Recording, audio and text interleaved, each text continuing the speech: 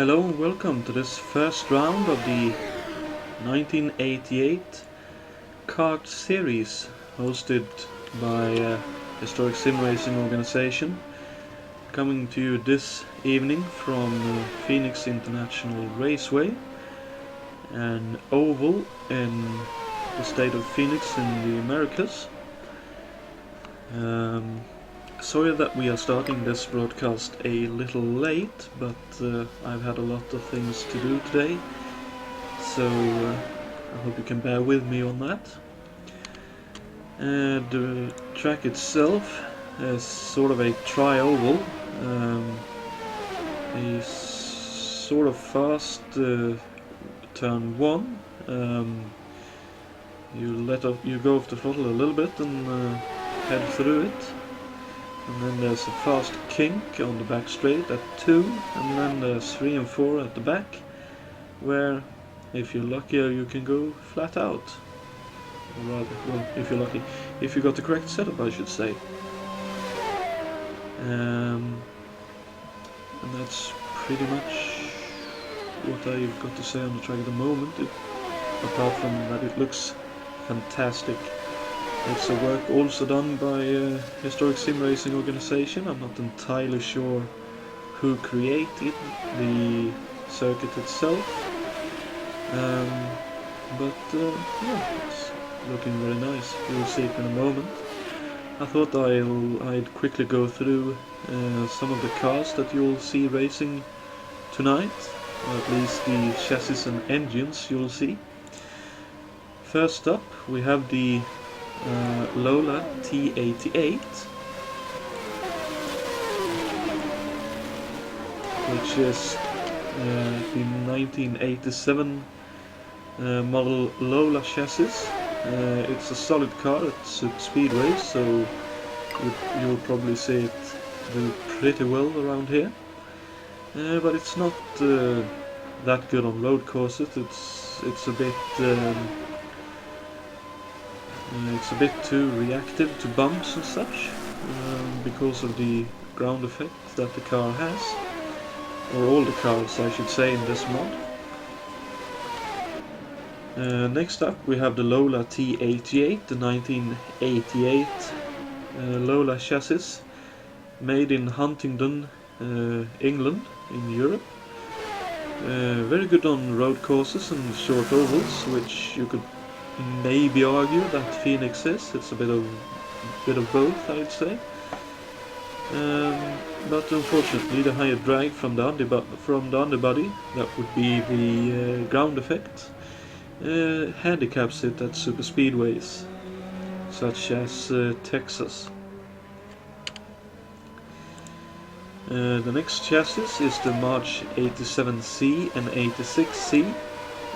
Which I'd assume I am not that well acquainted with IndyCar from these years, or the kart series from this way back, would be the 1987 and 1986 March chassis, and they have a slightly higher downforce from the underbody, meaning that they should be good at road courses and presumably short ovals, and the wings are a common pack for both models. Presumably they had a wing package that they thought was good and they stuck with it for both cars. Next up is the March 88C, 1988 model, obviously. Just like the Lola T87, it has a sensitive underbody, meaning that it suffers a lot from bumps in the road, especially when the car isn't set up properly, and as it's noted, it can be difficult to set up. And it was ditched by several teams for the Lola chassis in the mid-season, as I am now joined by Scott Urick. Good evening, Scott. Good evening. How are you this evening? Doing very well. How about yourself? I'm very good, thank you. A little bit tired, but otherwise good. Yes, eager to kick off the season. I am indeed. I'm currently going through the chassis and engines for the viewers. I don't know if Jason sent you the graphics. I know I forgot to do so because of all the stuff I've done this weekend. That's okay. Go ahead. Will do. I think, yeah, we were done with my shade here. So the last chassis that you'll see this season is the Penske, used solely by the Penske team, and it's made in Poole, England, in Europe, and it was designed by Nigel Bennett, who would later he earlier designed some prototypes. I think he designed the Dome and the Nimrods, and he also later designed P2 modern prototype cars, and is still active to this very day. Looking towards the engines of the series, as I think we are quite soon heading into qualifying. I'm sorry, I haven't had time to set this up, but there we go. We have the Ilmo Chevrolet coming first in the list, going out at 720 bhp at 11,000 revs. It has good mid-range power, and it's lighter than the Cosworth. I think it's lighter because it's slightly smaller, if I'm not mistaken.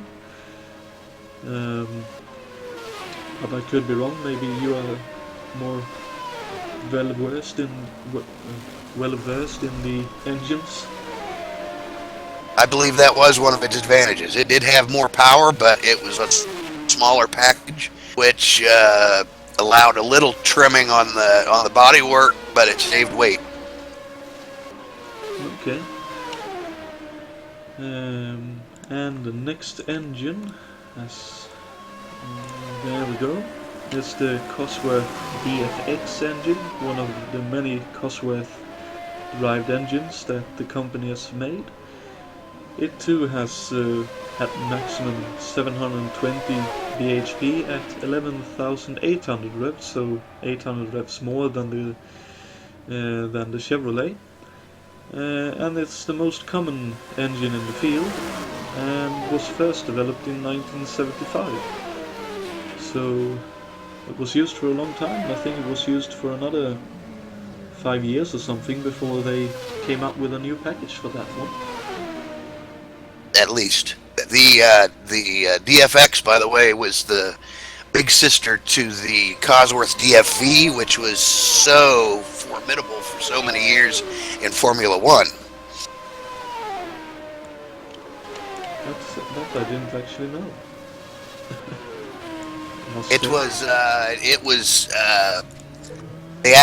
Ford actually went to Cosworth and asked them to, by this time their relationship was somewhat less than it had been back in the 60s and early 70s, but in around 75, they had gone to Cosworth and said, "Can you move that architecture up? We would like to increase the displacement to run the cars." Okay, well, that's an interesting aspect of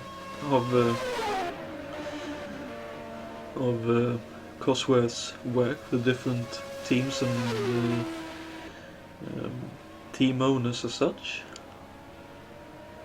And next up we have the Yud,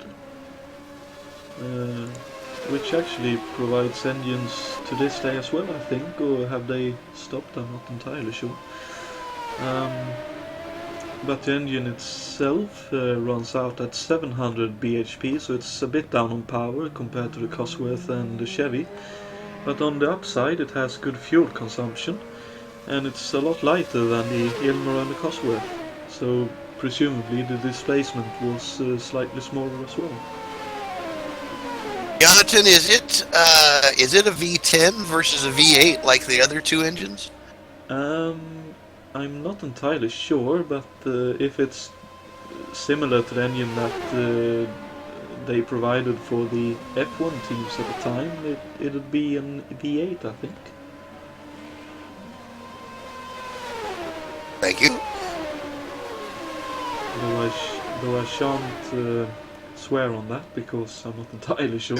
We won't quote you on that one. Thank you.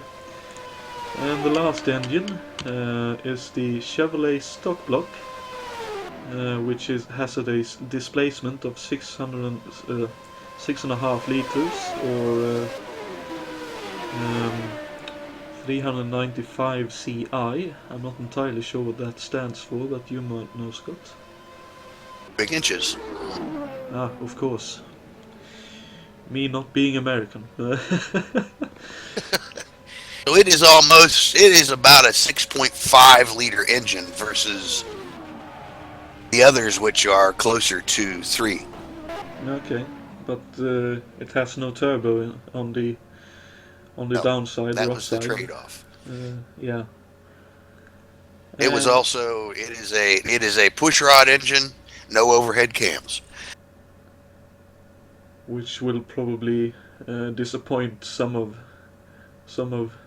people.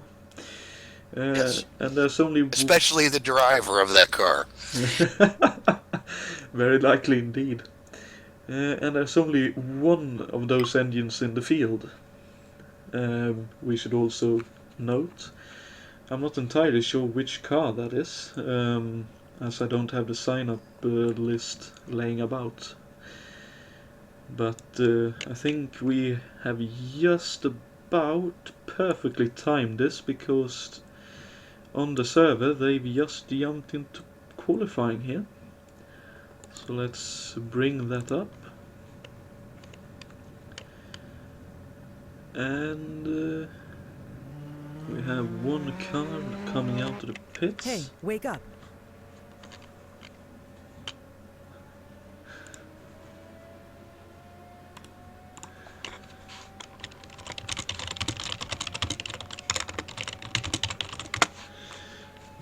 Sorry for tapping on my keyboard, I just answered to a chat message I received. As out on track at the moment we have Rob Swindles, a relative newcomer to HSO, but he and a teammate of his has had a decent run in the Enduro series, the WEC. I think they won the most recent event at Silverstone, running I think they won that, running one of the Lancia LC1s, which was a very impressive run from them. And he's also had a go in the F1 series, running the Cloney, making the grid in all races he's entered, but having had some unfortunate issues in the races. As we are now joined by David Jaques. Good evening, David. Good evening, everyone. Hopefully you don't mind another commentator. You certainly don't, at least I don't. I hope Scott doesn't mind either. Not at all. That's fantastic. Not at all. That's fantastic. Welcome. I'll do my best. Maybe I can watch other parts of the track while you guys are focusing on the action on camera. Yeah, that sounds like a plan to me. I'm going to spin the race bopping through the field to see where we've got the closer races going, and I do fear that this might be a caution fest. Well, it sort of was. This circuit was run in the USAC 1973 season, which was run last year. You can actually find broadcast of that series on our YouTube channel. But yeah, there were quite a few cautions early on in the race, but about halfway the field had thinned out a little bit. And it was run pretty much green to the end then. I think there were one caution with about 30 to 25 laps to go. Yes.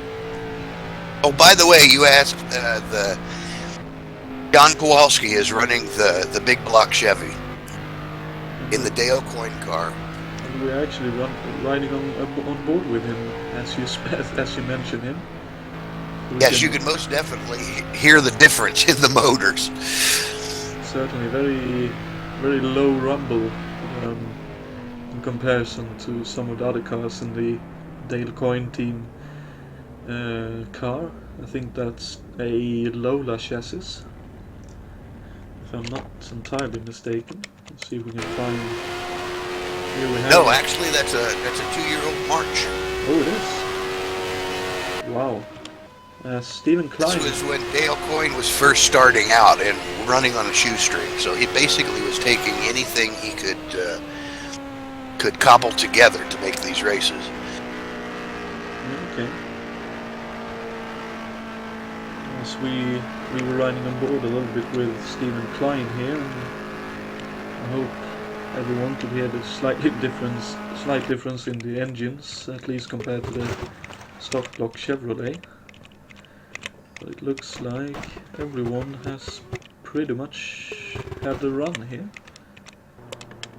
And Dustin Lingert in the Lola has unseated Alberto for the pole.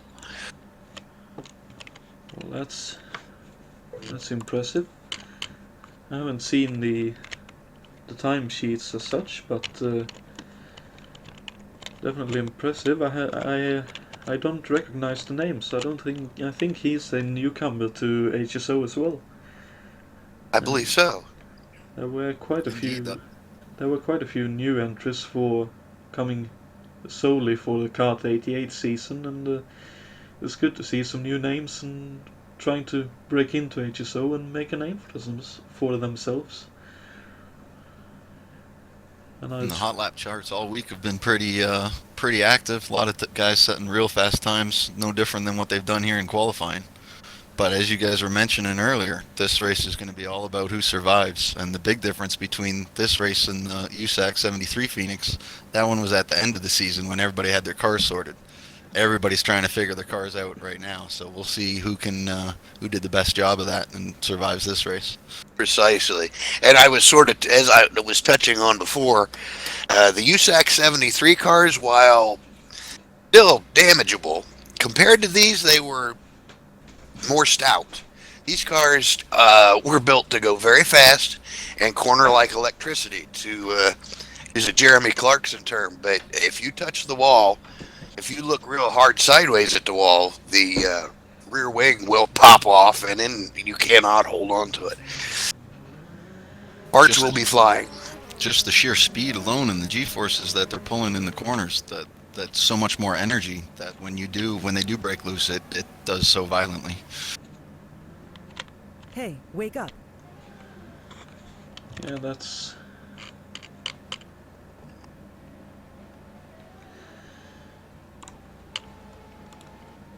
Yeah, that's very interesting. Hey, wake up.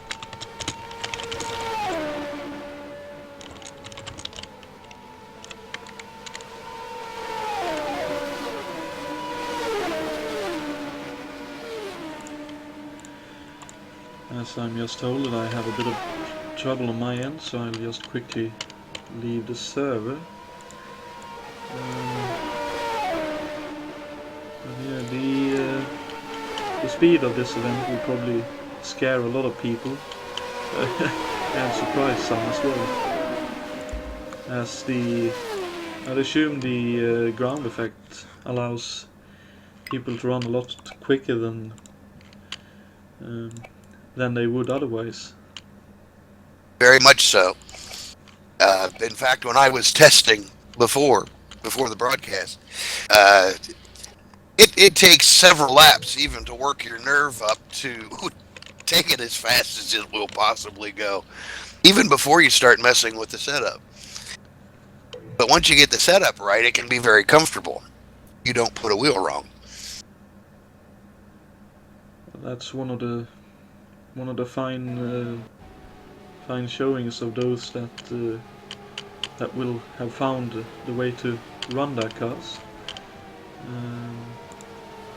And it's also what makes the series so interesting, as people will have to do their best at finding the limit as such, where their own sweet spot, because as with everything, all drivers have a slightly different style.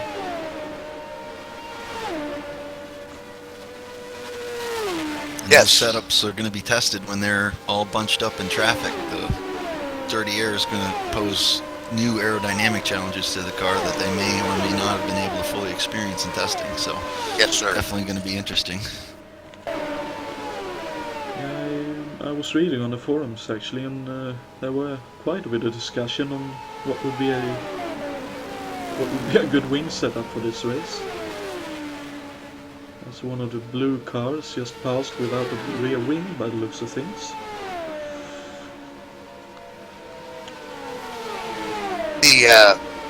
The setups in the wing settings are going to, those go hand in hand with the driver's style. And another variable we have this year is adjustable boost in the cockpit. So if you feel that you're falling back a little bit, you can turn your boost up a little. If you need to save some fuel, you can turn your boost down a little. That's also interesting, and I assume that also makes the cars easier or harder to drive, as the power goes up with more boost. So I assume it could be possible to see people maybe spin up their tires trying to put power on, even at an oval like Phoenix, when they try to put the boost up.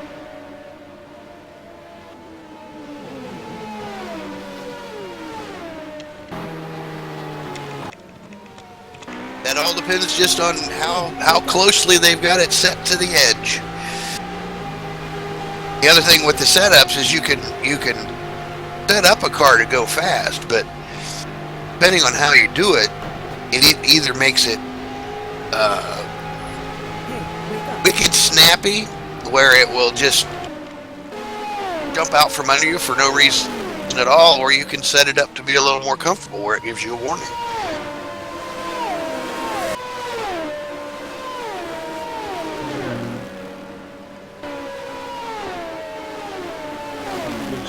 There's a bit of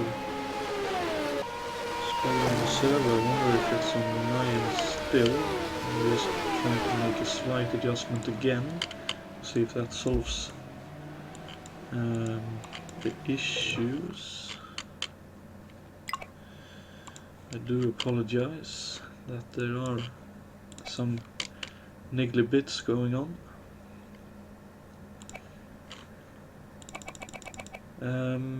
How many runners are there in this event? I'm a bit uncertain. I believe 26. 26, yes. Indeed, 25 full-time rides plus the one-off ride of the Dale Coin car. Okay, thank you.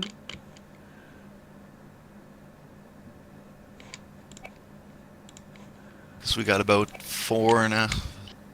just shy of 5 minutes left in warm-up. The whole field looks like they're putting their race setups through the final phases of testing. Quite a close grid.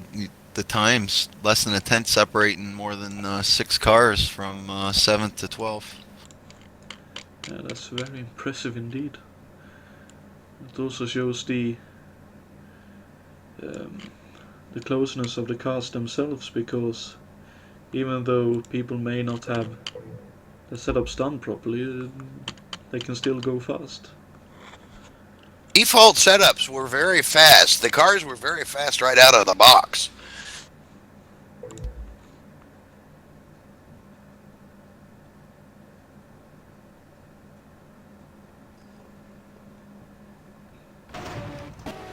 Something else to watch during this race.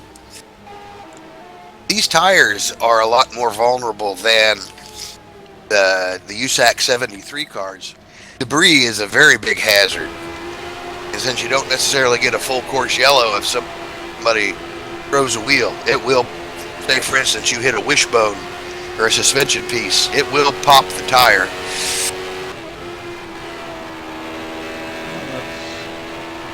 That's a definitive danger, of course. Let's hope we don't have any of those Daytona-esque pileups, because that would be really bad in that regard, because that would mean there's no way whatsoever to avoid damage.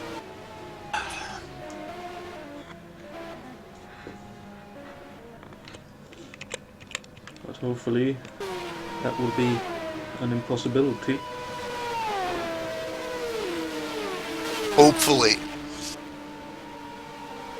I see in the driver's briefing that Jason White is reiterating the Scott Urick rule.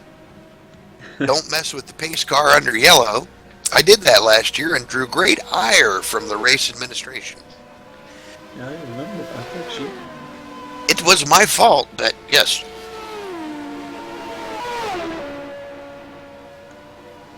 Well, it all worked out in the end.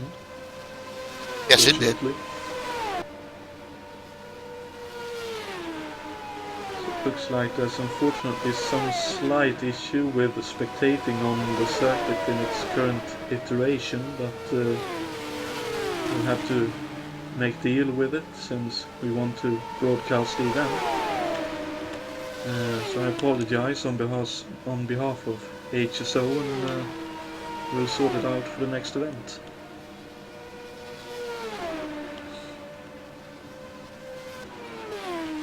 It was interesting to see the OS Alan Forster hits the wall fairly hard and spins out. Yes, to see how quickly the wing came off. It was interesting to see the group running as they did before. Everyone seemed to be at pretty much the same pace. As there's more engine car parts, as someone went off in the last Hey, turn. wake up. If I remember correctly,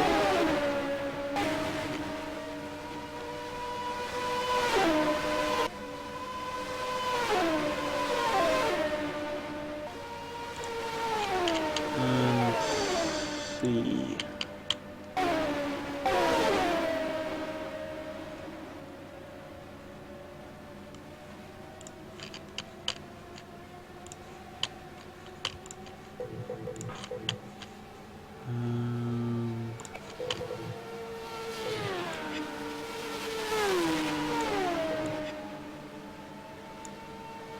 Maybe something like that will be a little bit better, hopefully.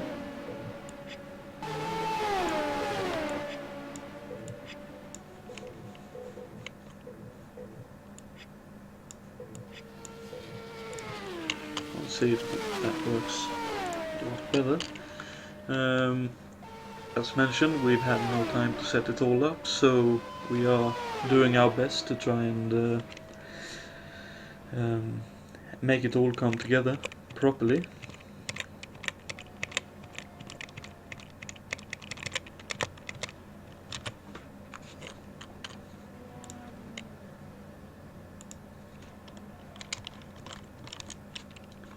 As we are just about to head into the race session itself. And what are your predictions? Do you have anyone you think will Attention grid, all non-essential personnel leave the grid now. will win this event, or is it just a wait and see situation?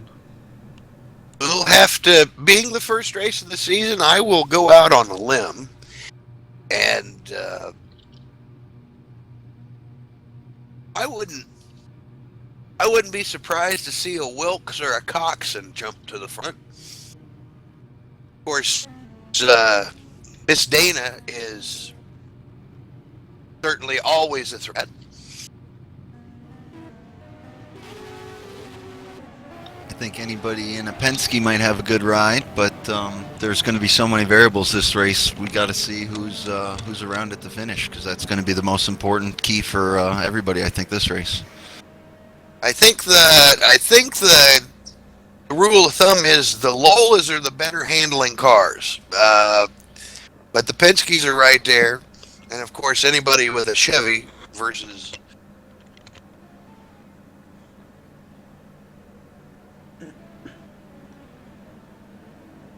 Only moments away now.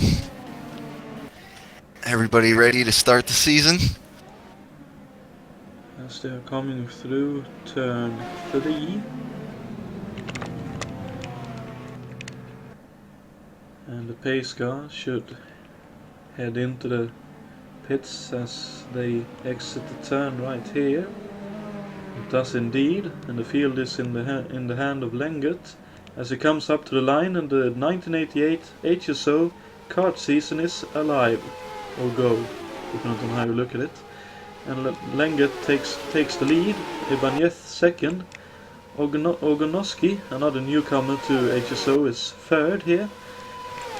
Fourth is Michael Drechler. Fifth is Richard Wilkes, two mainstays in the oval racing. I think Swindell's hit the wall then, though it could have been lag as well.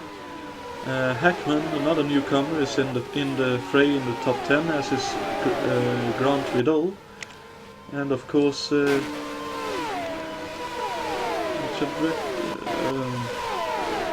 a lot of other people. I'm sorry, I'm sort of unable Jason to White see has everyone. jumped from 16th to 11th. No, I'm sorry.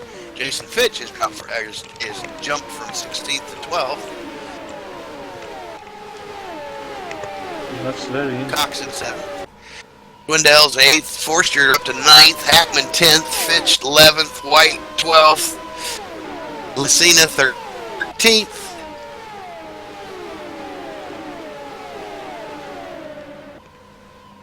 Unfortunately for me, cars are jumping all over the place in the battle, so it's a little bit difficult to make out, I'm afraid. But in the lead still is Lengert, and he's actually stretching his lead at the moment. Presumably he's running a bit higher boost maybe than the people behind, and hoping for no yellows for a while. Big crash on the front straightaway. Oh dear me. That's Martin Lacina out, unfortunately. Let's see if we can catch what happened. Oh, he has already spun at that time. Well, unfortunately I can't see exactly what happened, but it looks like he hit the outside retaining wall and bounced back into the pit wall. Unfortunately it looks like he was picked up by, that might have been Stephen Klein. But it looks like everyone is running apart from Martin Messina, who's unfortunately out of this event. But that's how it goes sometimes, unfortunately. I think there were some close calls, but Stephen Klein might have made it through. There was definitely some close calls through there. But really good work from everyone who was behind Martin then, to avoid, at least Indeed, for the it looked most like part. it looked like everybody was being very cautious and checking up. Nobody tried to Days of Thunder through. It's good to see that there's some common sense in the field of drivers we have this evening, because that could have been a lot bigger than it fortunately was. Yes, very much so. It's unfortunate to see anybody out, but I would have put a bet on that there'd be more cars out by this point, so everybody's doing really good.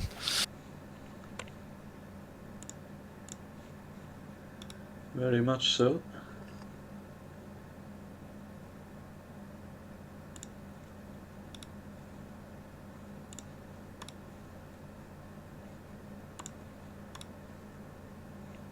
Well, this is going to bunch the front of the field back up. It seemed like on the initial start everybody was fairly content just to hang where they were. We'll see if that gets more racy on this restart. He probably will, but it's also a risk of, as they say in America, safety cars breed safety cars. That's true. And David, yeah, your assessment was right. I think everybody did a good job getting through. Nobody has popped in for damage. No takers to the pits. That's very fortunate indeed. And hopefully it'll only be one more lap after this of safety car. Maybe even only this lap. We'll see. I don't know if we've really talked about it much yet, but shout out to Austin Oganowski, running third right now. Had a great qualifying in that Porsche power plant. Porsche power plant March chassis, so we'll see how he can fare during the race. It's rated a little bit underpowered and has a tendency to have issues getting to the end of the race, so we'll see how he fares. Well, I think he'll do fairly well here because it's not all about power. Also, it's a lot about handling as well and general drivability of the car. Indeed, and he must have something figured out. Definitely being the furthest forward march in the field right now.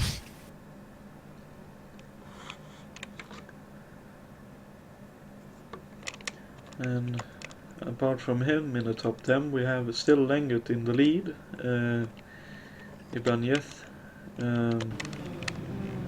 is second, Oganowski third, as we said. Michael Drechle fourth, just checking so the safety car doesn't come in. Richard Wilkes is running fifth. Sixth is Grant Riddle. Seventh is Richard Coxon, who's I think gone up a bit in the field. I think he qualified in the low 10s. Eighth, I think we're down to, is Alan Forster, who's doing a good job with his gamepad, which is very impressive to see him run at ovals and doing a good job at it. Being able to fight far up the field even though he runs with that kind of setup. Rob Swindles is 9th, and in the top 10 in one of the Penske's are Jason Fitch. Just outside and behind him is Jason White in 11th. 12th. I think we're getting ready for a restart here. Would seem like it, speeding up a little bit, so we'll. Oh, and it's a bit of check up, but the green flag is go. Yet again.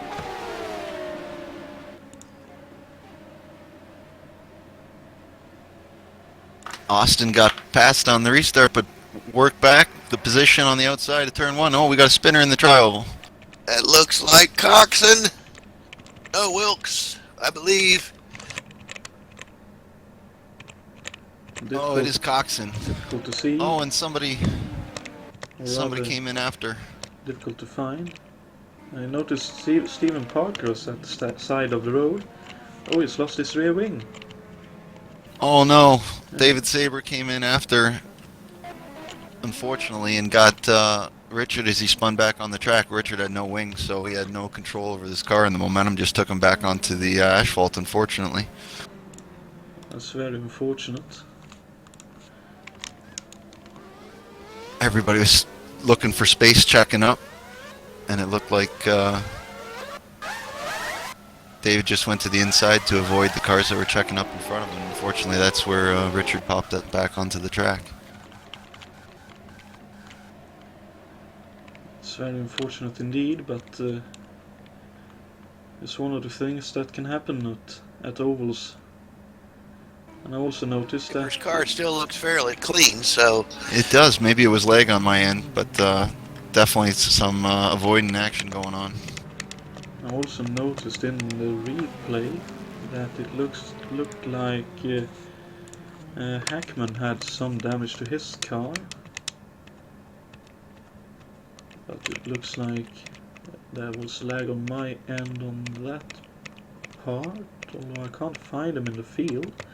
Oh, he is in the pits, so he's repairing damage, and in comes Steve Parker as well to repair his damaged car, and unfortunately Richard Coxon is a retiree.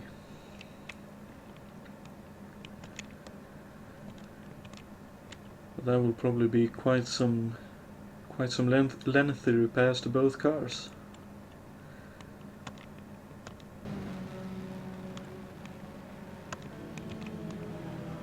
But having a quiet run at the moment, at least, at the back of the field, but staying out of trouble, is Bob Holadas. We have one car into the pits.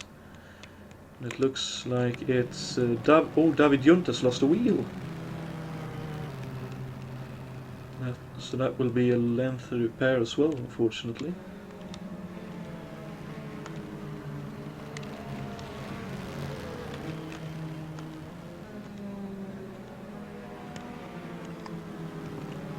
I'm slightly surprised that the Dana Shuro seems to be running sort of back in the pack right here. Maybe just inside the top 15. Well, part of what Dana did in the USEC series was to be very patient and waited till the right opportunity to pounce. So maybe it's that, or maybe the car's not quite handling exactly to her liking. We'll see if that changes in the race. I just went back on replay and watched that incident again. It seemed like on that restart, things got a bit bunched up in turn one, and Richard was just on the edge alongside a car, and things got a little tight on the exit coming out of the 1-2 complex coming onto the backstretch dogleg, and just the brush of the wall looks like took his wing off, which immediately sent him sideways as soon as he turned into the dogleg. Again, that could be a little bit of lag on my end, but that seems what it was. Cars got bunched up almost 3 wide at him coming out on the exit, and that little bunch up, maybe a little bit of aero push, just enough to touch the wall and to cause the damage. That's very unfortunate. Indeed. Aerodynamics are going to be a big thing, especially when they're all bunched up like that. And one factor there was maybe that was cold tires on the restart there, being that we had a couple pace laps. Could very easily be. And Yes, plus, I wouldn't put it past Coxon to have his boost turned up a little bit for the start. Well, that's one of the things that people are going to be figuring out in this race, being the first one. You know, how much can we get away with? How much are the cold tires going to be, or how aggressive can we be off the get-go? And definitely going to be a learning curve. Yes. And we had one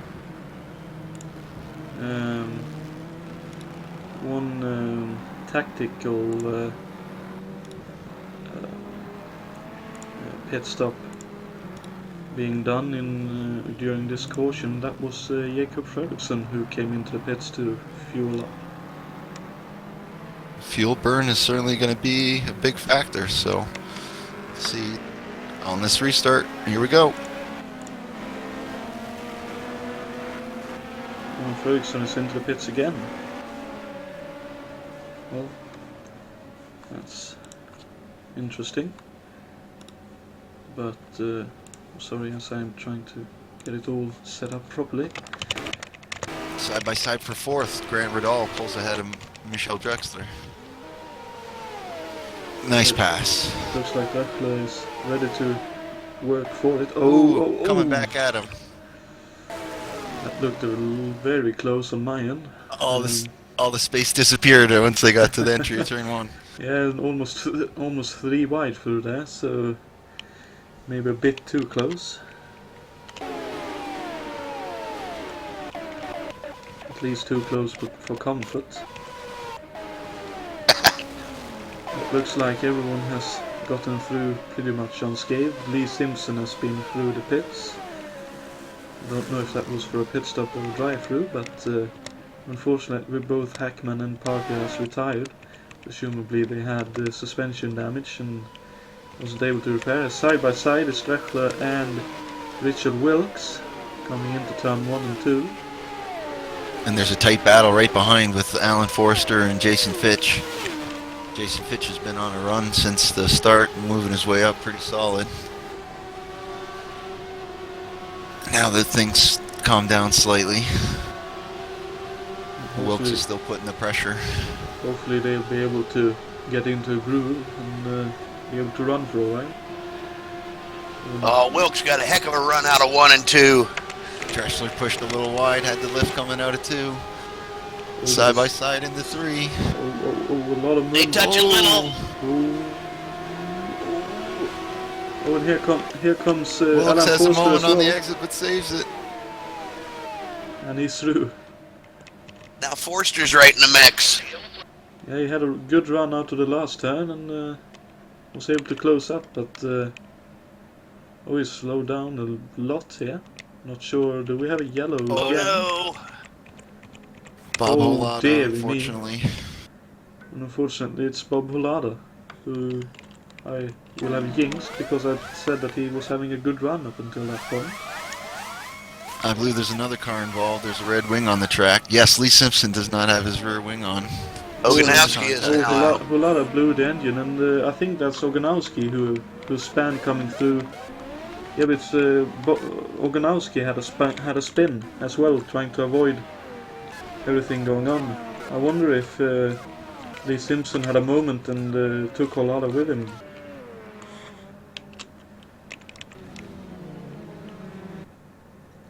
And Simpson is now at the front of the field, minus a rear wing, and it looks like he has possibly some suspension damage as well. His body seems to be dragging on the ground. As Alan Forster also comes into the pits, and unfortunately Oganowski is out of the race. That's I tried to watch it on my replay. Unfortunately, it's not visible on mine what happened, but it looked like he was coming through the incident zone and somehow got into the outside wall. But I don't see what happened to cause that. he might have tried to shake up, and that sort of unsettled his car, and he wasn't able to hold on to it. Very unfortunate. Was having a very good drive with a potentially under rated car, underperforming car, and very good run. Fortunate. It is indeed, but that's a bit how it goes. Sometimes it's you have good times, and sometimes you have bad times. But with all of that, up into third place has gone Grant Riddell, who passed Richard Wilkes before the yellow came out.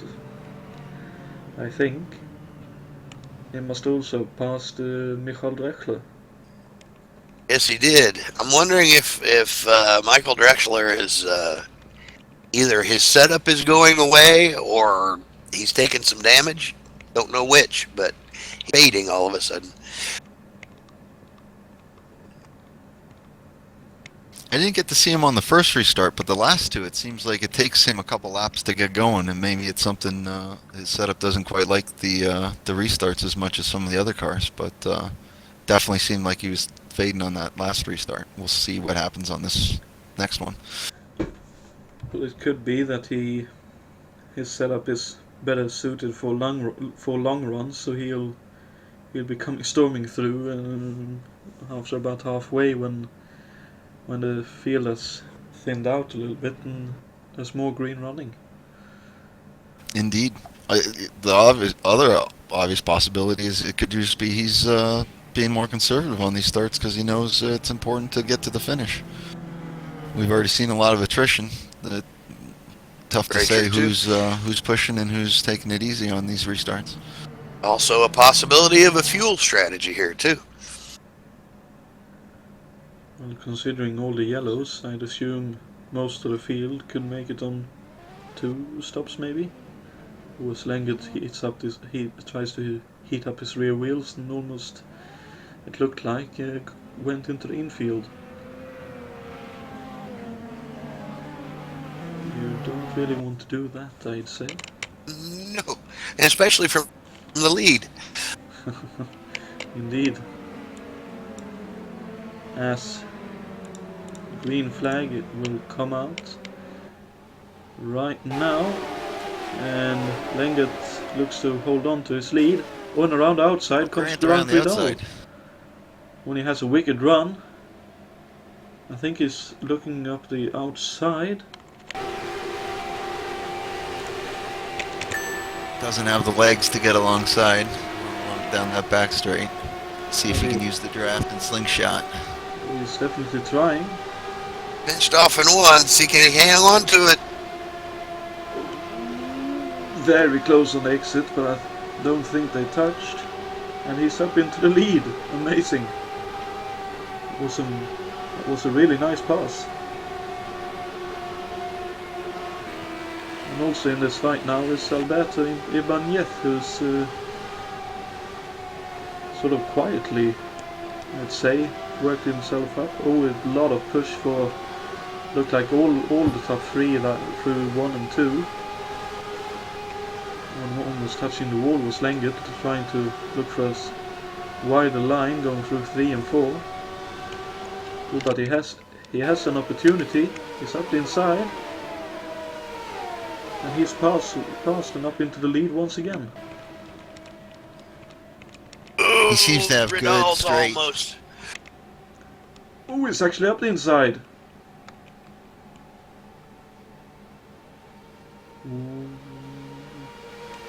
Hang on to it, fellas. There's a long way to go.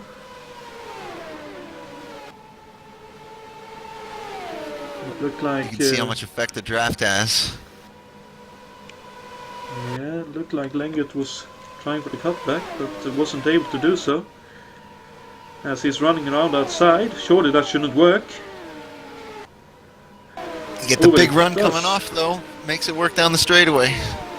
Wow, that's some big cojones there. Doing that. Yes, definitely. It looks like he also got a gap with that, so I think he will be scot-free until the next yellow. At least The looking at most the important previous green flag runs. The most important part with an outside move like that is as long as you're far enough alongside your opponent, on the guy on the inside is going to have to back out a little bit or pinch it off to give you room on the outside. So your guy on the outside is going to get that big run with the wider radius corner. Yeah. I also think Grant heard Jonatan and decided, yes, 30 laps was way too early to be fighting like that. So It was great action for us. Might not Yes, have it been the best was. strategy, but it was great action for us. Certainly was, and good to see that they can do that this early, and that bodes well for the rest of the race. And it looks like, actually, unfortunately for Jacob Fröksen, he's ended up a lap down here. Trying to unlap himself, and a lot of push in 1 and 2 for him. I thought he would have a good run, but I'd assume he had a botched pit stop maybe, and that's what's caused him to go a lap down.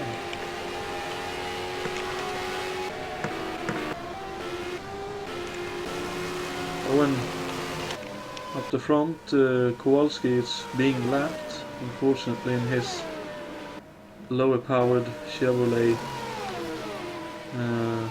March.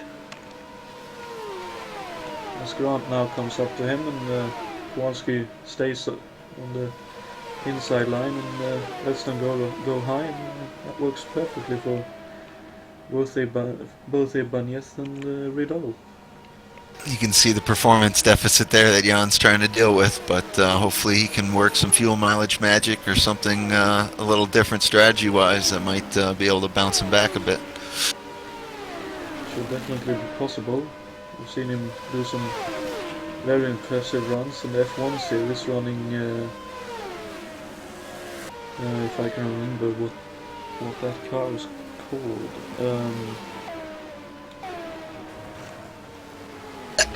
Oh, we have a caution.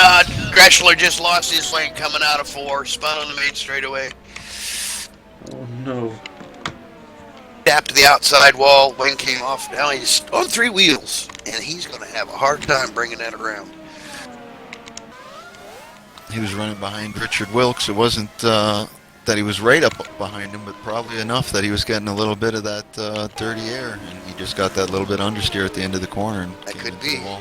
Yes, he no more, and he no more than kissed the wall. Oh, indeed, it was very slight, but just enough to cause terminal damage, unfortunately. I apologize for that. But yeah, that's very unfortunate indeed, and it looks like he's stopped on the apron, and presumably he's indeed out of the race. Well, this resets the field once again. Dustin had pulled out, I think, over a 2-second lead just before that caution and pulled out. We'll see if there's any pit stops for the leaders. Looks like there is some action ducking in. Grant staying out. Dustin's coming in. Yep, and Rob Swindells is as well. Jason White. Not entirely sure who everyone else is. Bob Wilson is in as well. Stephen Klein is in. David Saber. Stephen Klein is actually only running this event as of so far. Delacello is in as well. And there goes Lengert out of the pits. Dana Schurer has also entered the pits, and that would seem to be the first of the sort of lead four. Owen White and Wilson had a bit of contact in the pits. It looks like there's more trouble. Klein and Wilson, because of the contact between Wilson and White, had a bit of contact, so hopefully there's no damage. But a little bit of lost time for all of those involved.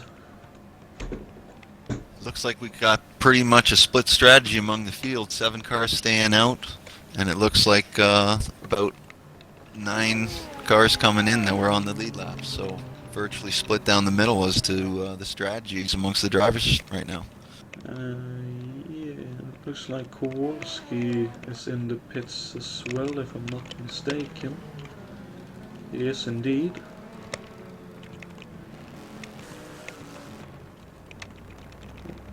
It'll be interesting to see how this strategy plays out, considering it's, as you say, a bit of a split call between maybe 50-50 of the lead lap cars as to what they are trying to do right here. And unfortunately, your fears, as you mentioned earlier, Scott, this has so far been a bit of a caution fest.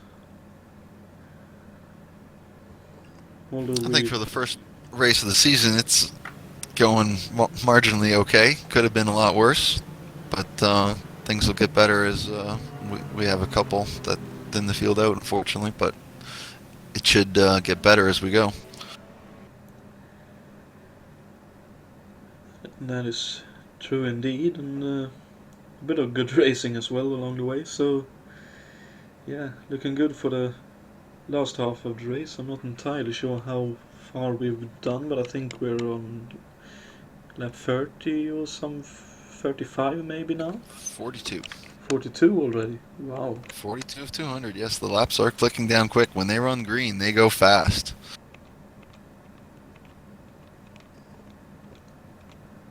I'm a bit stunned actually that it's already almost a quarter way through.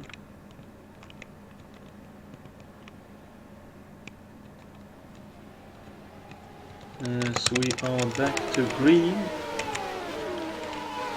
right here. Looks like Grant has held on to his lead. Ibanez is still second, but he has a run. Goes up the outside, but backs out of it.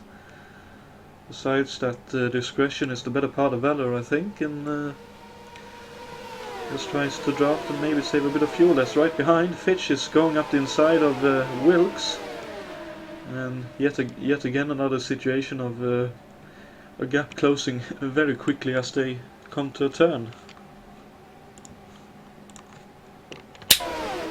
Dustin Lengert's already putting his new tires, fresh tires to use, made up a spot, and now closing in on the back of 6th place. We'll see how long it takes him to move his way back up. It will be very interesting to see indeed, and also the difference in performance of 40-ish laps old tires and brand new, and right now it looks like he's closing in very quickly to Forster and Junt, though I think Junt is a lap behind, but I could be wrong. And a bit of There's not a lot of drop-off in these tires this year. There's, of course, a little, but that's also offset by carrying all the fuel, and these other guys have it burning off. If he filled up with fuel, he's going to be about even. I would agree. I think it just goes to show how much pace he actually had. The other cars that pit are, Yes. they are moving their way up, but not nearly as quickly as he was able to do so.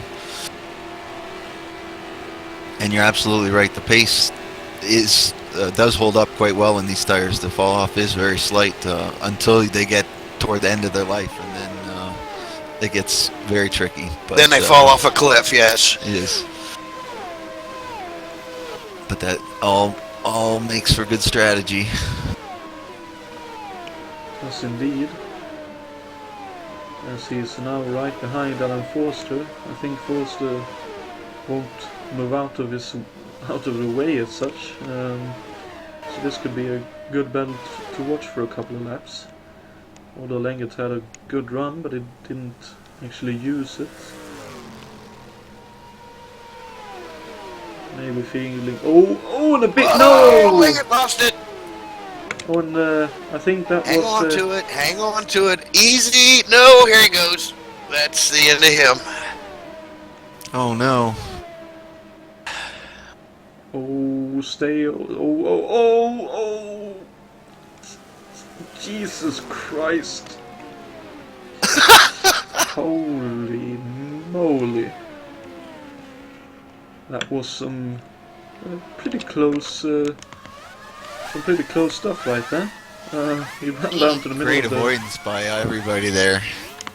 It was indeed. As we run on board with him on the replay.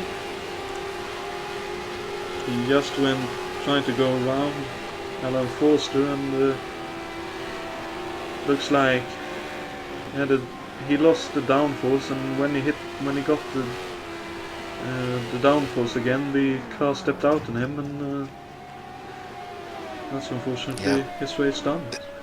It almost looks like he had both understeer and oversteer all in that same exit of the corner there, and yeah, it's just too much. Oh, leaders coming in. Everybody's coming into the pits that didn't pit last time, it looks like. This will change up the order for sure.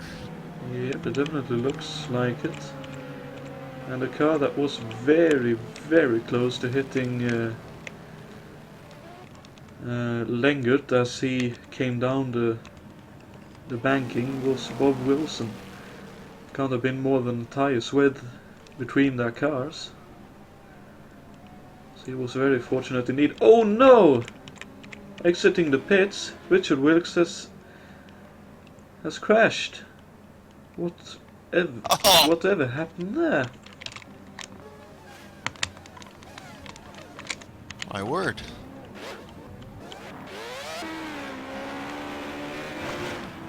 Ooh. Looks like maybe that's some kind of bug that hasn't been found up until now. Yes, he hit the two track marshals, and that's right where the pace car usually sits.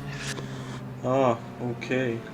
So that would have been the pace car he actually hit, not the actual pit. Well, it could have been the people too, but it all depends on how they're coded. Very true indeed. Well, That is unfortunate. That's really, really unfortunate, and I think quite a big loss for the race itself, because Richard was right up there as well. Peter Bloom stayed out initially, and it looks like he led a lap, but then he's ducked in the pits now. So Alan Forster's now in the lead. And I think Bloom maybe didn't want to risk a penalty of pitting somewhat early. And actually, with this, Jakob Fredriksson is up onto the lead lap yet again, although he has the leaders right behind him. So I think he will have his work cut out to stay on the lead lap on the restart here. But if he's Have the Andretti cars right together. Indeed. And from the best that I can calculate, the only two that have yet to stop are Alan and Jaques. Rob Swindell, sitting in third, has made his stop. Or at least a stop. so that would effectively put Rob Swindell's in the lead of the race then. Yeah, we're coming up on lap 55 here, so it's not going to be too much methanol left in those tanks. They should be able to run a while, I would say, 20 laps maybe, but certainly not too much beyond that, unless my calculations are way out. Here we go for the restart. Yeah, and there's a big gap. Ferguson starts the race being on the lead lap with the leaders right behind him, but looks like he has pulled out a bit of a gap already. So that's Swindell's makes a great jump and gets Jaques turn 1. Rob Swindell's now in second place. And effectively the lead. Ooh, bunch up back in the field. Owen a big loose moment. Bob Wilson comes through in fifth. Yeah, and it looks like, who would that have been? Alberto Ibanez had a bit of a loose moment by the looks of things. And Fitch and Klein is side by side going through the dogleg kink. And Klein backs out of it, deciding that it's better to tuck in. And Owen, I think there's a bit of a nudge with the wall there for Dana, I think. At least it looked like it. But I think Klein decided to tuck in behind instead of being forced to run wide, as we saw a few times in the USAC series, with people being forced to stay around outside for a long time, lose position after position.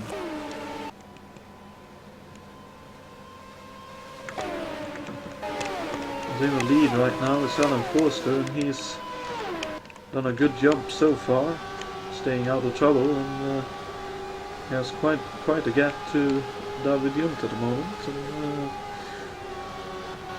looks like he's fairly settled in. Big props to Jakob Fredriksson right now, holding on to his position on the lead lap. Fighting actually right there, had to defend a little bit. We'll see if he does or if he gets out of the way. He wants to stay on that lead lap, I'm sure, and hope for a caution. Ground back up. It's definitely true, and considering the gap that Forster has to the guys behind, I don't think he'd be too hard pressed to wanting to get by, as Jakob looks to be running about the same pace as him. Yeah, it almost looks like something happened there at the end of the last lap. Either Jakob turned his boost up or Alan turned his down, because he's backed off now and giving him some room. Yeah, and back in the pack it looks like it's spaced out a little bit. Well, Jacob's in a nothing to lose situation right here, so he can turn his boost up and burn all the fuel he wants. He's in a make or break situation for his race right now. If he could make this lap up, it would totally put him back into contention. Exactly. Because I would guess, yeah, he'll burn the fuel way down, and then if he gets his yellow, which I wouldn't rule out at all, I mean, then he can pit immediately, and he's already gained 20 some seconds on the leaders. Yep, and here is Kowalski being lapped by both of them, and Fredriksson is held up a lot and on exit of 3, and he loses his lead lap position, unfortunately. Now this will be interesting to see if he tries to fight back or is able to fight back for his his lap back. Looks like he's closing up. He can find the clean air. Oh, and he has a lot of push in the 3, or sorry, 4. Things have certainly settled down in the rest of the pack. Everybody finding their space, running their own race right now. Yeah, so it looks like this would be probably, Jacob got very close to the wall on the extra 4. This would be the most interesting fight on the track at the moment. It looks like Ferguson is a lot quicker when running behind Alan here, and I think they nudged going into 3. Jacob was looking around the outside and was sort of boxed out. Ooh. Yeah, Jacob has the draft on the straightaways, but then that hurts him in the corners because he can't find the clean air. Forster's not giving him. No! Stay off the wall, stay off the wall, stay on the brakes, stay on the brakes. Ooh. Let's see if he kept his engine running. Hopefully he did. But it looks like, unfortunately, he's out. I think he may have blown the engine when spinning up the wheels. It seems like a lot of smoke, yeah. Engine failure. That's really unfortunate. He was doing a good job, but it looks like almost a carbon copy of what happened to Lenglet. He was in the lack of downforce, and then as he got the downforce, the front end, the car snapped. With the front end gripping up a lot and the rear end not gripping at all. Well, from the little bit of testing I was able to do in these cars, it's very easy to get too aggressive. Oh, we have a car pulling off the track on the backstretch. Eve Class A. Could he have run out of fuel? Comes to a stop. Out. Oh my. What happened there? Well, Potentially something in real life, we never know, but we'll have to find out. That's unfortunate. Well, the field is really starting to thin out. yeah, unfortunately. Survival is going to be the most important thing. I knew it was a thing at the beginning. I didn't really know this much, but you could see some great finishes from some unlikely cars and runners. Yes, this could get a points getter for some people who aren't usually in the points. Speaking of which, Jan Kowalski and the Dale Coyne car, unfortunately the stock block Chevy's down on the power, but right now running 15th, and with that unfortunate DNF by Jaques, he'll be up to 14th. And it looks like, sorry to cut you off, but the pits is very, very cramped at times because De La Cella was in a very acute angle in the pits. I don't know if he was pushed into that angle or what happened, but he along with I think Peter Blom, Alan Forster, Dana Shure, and Stephen Klein decided to pit on User this joined your yellow. channel. As we are joined by, let's have a look, Michael Drechler. Good evening, Michael. Hello. Hi, Michael. Hello. Because of everything that's happened, I'm a bit all over the place, but I think you retired fairly early with a crash on the front stretch, right? That is correct, yeah. Was aerodynamics a big factor in that? They might have not helped. The fact is I already had some suspension damage very early. I had a brush in the wall at lap 20, and it didn't feel great in turn 3 and 4, and I couldn't really pull the car through like I could before.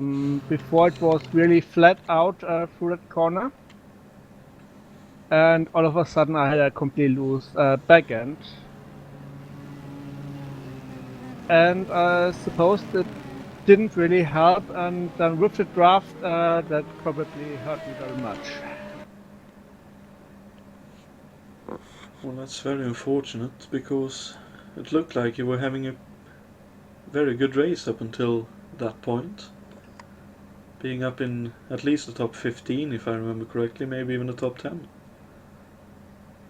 Top 3 at one point. I started from third position, was a bit asleep at 2 restarts. Lost a couple positions, but was in 5th, I think, at the moment. When We're about to hit go a to a wall restart right now. I do a restart. Quick shout out before we go. Look in 3rd place. Mr. Bob Wilson's worked himself all the way up, and we can see the different pit strategy working out that we were talking about earlier. The top 3 here all pit on that cycle, whereas Alan Forster had to pit and is now a little further back, but he'll be working his way up, I'm sure. Was Grand Tridal Side by side now for 3rd. Yeah, tried round outside, but gets the cutback. Very nice move. I think he will have it sewn up going into 1. He does indeed. Wilson doesn't put up too much of a fight, knowing that there's still... No, he smartly pulls in line, and Yeah. now he's getting the draft and gonna maybe set up a run of his own. No, thinks better of it. Well, there are over 100 laps still to go, so you can't really blame him for not really fighting, just staying out of trouble and doing his best to keep the speed up. No, he's been running a good race that way, keeping himself out of trouble. He's got really good grip. You can see he got a really good exit in 1 and 2, kept it way down low, whereas the other cars seem to be pushing out wider, and he's able to keep it on the line that he wants. Looking a little farther down the list, Jason Fitch must have had his lunch eaten by Alberto and Peter Blom on that restart, because he lost 2 positions before turn 1.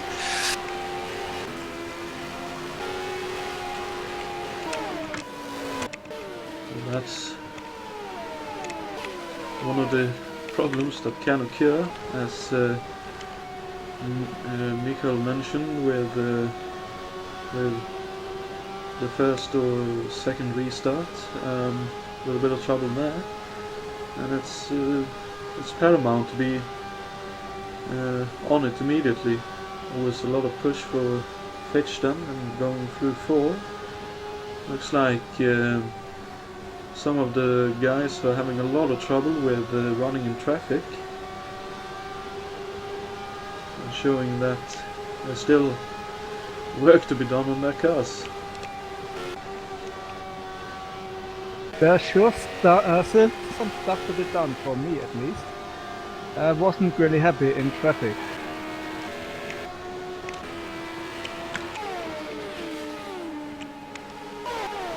That's I think Dana Shura got close to the wall before the kink. But yeah, that's one of the issues with running on ovals, because you don't really know before the race whether you'll be running in the middle of the pack or if you'll be on your own. Well, you can have an idea, of course. It's difficult to know for sure what you should expect and how to best work around it. And certainly from the little bit of testing I was able to do, the balance is so fine. You can either get it to feel good one way or the other, either solo or in traffic. It's hard to get both, and only the best setups are going to work well in both situations. Precisely. So everything's a compromise. Phoenix already being a compromise, being that one end of the track has a different radius than the other. It's already a bit of an issue of trying to get the car to work at both ends. Usually it works better in one end or the other, or you're compromising in both, but very difficult to get the balance here. Well, I've been testing with a couple of guys over the last few days, and my experience is if you're not 100% pushing, but keep at 95-98%, the car was really nice and handled, but as soon as you went full out, it became pretty hairy.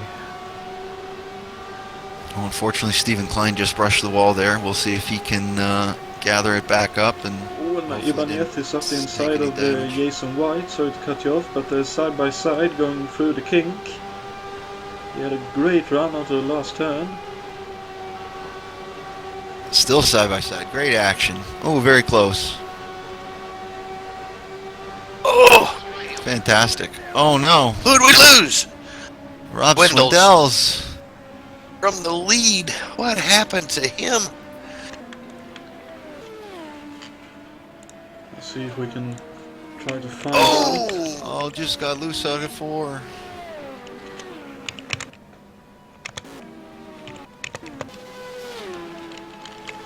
And then the damage didn't allow him to make the entry to turn 1. It was over. When that wing comes off, you're along for the ride. You cannot slow the car down. And the front straightaway is not enough room to coast it into 1 slow enough to get it around there. And that just goes to show you how hard it is to balance these cars, even from the lead. There's no And- safe position. Yes, the exact same thing that happened to Lingard. Yeah, well, not exactly. He wasn't actually. Didn't look like he was in any traffic as such. It looked like it was just, well, the rear wheels spinning up in just in the slightest, and that he tried to correct, and so almost reminds me of. Although it was a much larger crash, Gordon Smiley in the 70s at Indianapolis. A lot of Anyway. takers to the pit lane. Sorry to remind you of that crash, Scott. Oh, and almost Yes, I contact in the remember pits. Sorry. Yeah, go ahead. Oh, Blom did it too. Alright, we need to send a message to them about that. Yeah, right in the chat. I think it'll be fine during the yellow. We can't have more people retiring because of that. It's just not good.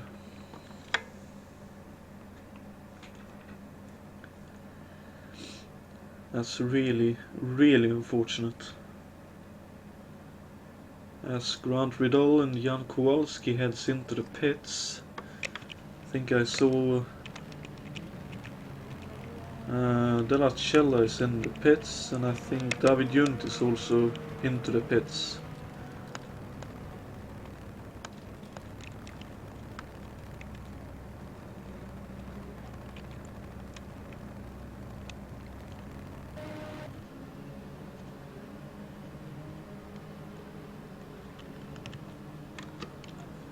I wasn't sure the first time it happened if it was just a glitch, but that confirms that it's definitely Some kind of persistent, issue. unfortunate. Yeah. Yeah.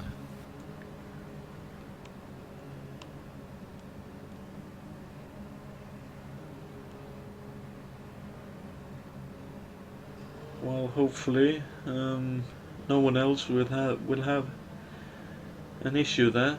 I don't know if Phoenix will be run a second time in the season. I'm not entirely familiar with the schedule, but we can rest assured that it'll be looked at and dealt with accordingly.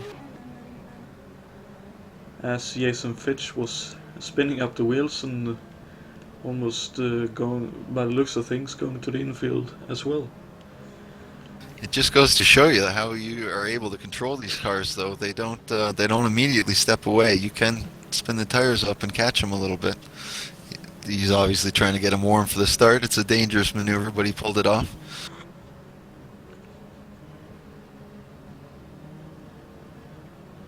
User joined your channel. Yes, indeed, as we are now joined by Peter Blom. Peter, that was really unfortunate, Hello. mate. Well, I hit a marshal, I think. I hope he didn't die.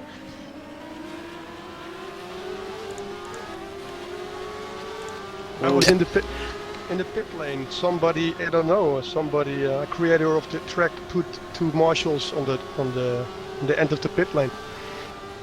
Yes, it's normally the spot where the pace car resides, but when the pace car's out, it looks like there's nothing there, so that's unfortunately a glitch with the track. Yeah, I was enjoying the race, really. Holy shit. You were having a solid run. It was looking Yeah. good.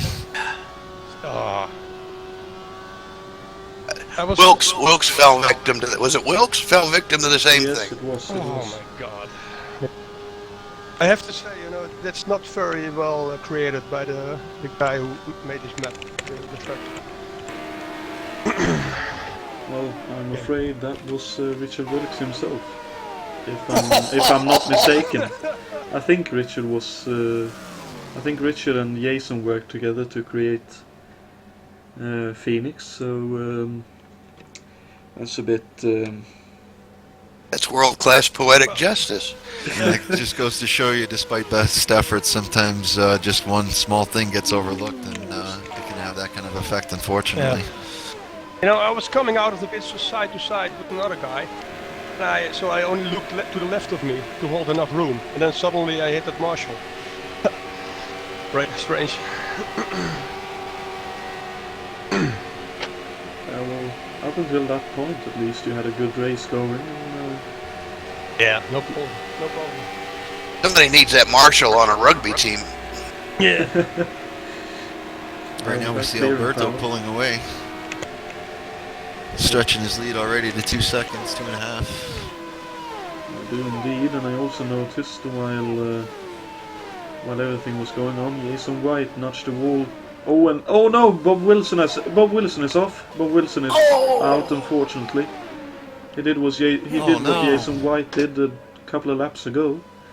Understeered He's out of having 4. such a good run too. Yeah. How many cars are left now then? It's dwindling quickly, actually. 9 on the lead lap. Oh my god. 11 total. Well, looks like Wilson. Wilson was following White's line because White notched the wall as well, and Wilson was just a little bit wider and hit it really hard. Broke the suspension by the looks of things, because as soon as he got a bit further down the front stretch, the car just snapped left on him as he was trying to slow the car down. Really, I think Bob is the oldest participant of this race, I think. Bob Wilson is 78 years old. Oh my god. That's amazing that Amazing. we He have did a good job. He was driving very safe. I had a little fight with him, or he was somewhere in the pack with me. He did a good job. Wouldn't have known if you hadn't told me. He's done a lot of preparation for this race. He's really looking forward to this series, and that's unfortunate. He was having a really solid run. Yeah, and actually, I was Dave. I was driving with Bob's setup all the time. So he's a cool guy. Very, very good, good fella, good people for sure. Yep. Definitely. My setup was based on his setup too. So And it can also be noted that, if I'm not mistaken, I think it was Bob Wilson who was actually on the pit crew for the Mongoose, and one of the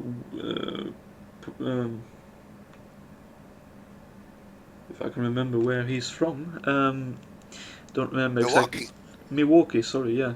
One of the Milwaukee race winners. He was on the pit crew for those cars and those events. One of those lucky guys who, if I understand it correctly, was just walking around in the paddock, and someone came up to him and asked, would you like to help out with the car? And obviously, who wouldn't say yes to that kind of question? But yeah, that's really unfortunate, but hopefully he had a good bit of fun and enjoying himself up until that point. He was also a midget driver Well, in the 60s. I didn't know that. Yes, USAC midgets. When we had the race with the 65 Roadsters, I asked him one night if he had. We were testing, and I said, "Did you ever get a chance to drive one of these?"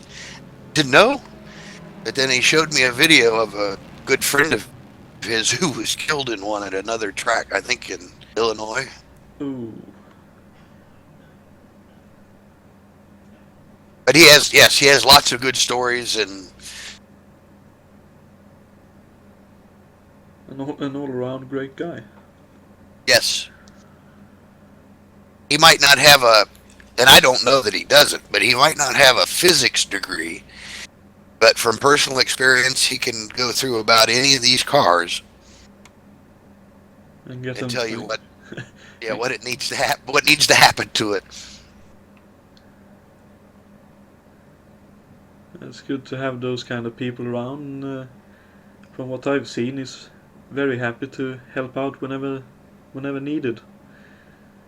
I know he helped at least 10 drivers in the USAC 73 season with their cars when they were having troubles, and I think he uploaded several base setups for the Eagles 72 chassis for that season.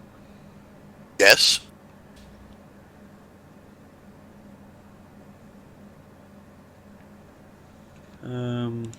And as we are exactly halfway, we are under yellow, unfortunately, but back in the lead with all that's gone on is Alan Forster.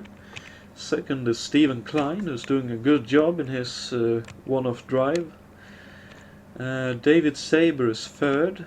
Dana Schurer is suddenly up to fourth. Jason White is fifth. Sixth is Della Cella. Seventh is Jason Fitch. Eighth is Alberto Ibanez. And ninth is Grant Rudall with David Junten 10th as we are back to green. Car in the wall, car in the wall. Oh no, we have a blown engine from Stephen Klein as well. No, I think that was smoke come off of Della Cella. Oh dear me, but Stephen Klein has blown an engine. He's off onto the infield. It looks like he'll be out of this race, unfortunately, as we are back on the yellow by the looks of things, with people slowing I'm sorry, down. I had the wrong car. I thought that was Kowalski right behind Della Cella, and he had the brakes locked up not to run over Greg. Oh well, that's really unfortunate. Stephen was having a really good run up until that point, sitting in second on the restart. And guess what? With Greg falling out, Jan Kowalski and his big antique Chevy moves into the top 10. Oh wow. That's I'd say that was impressive, but well, it is impressive because he stayed out of trouble, but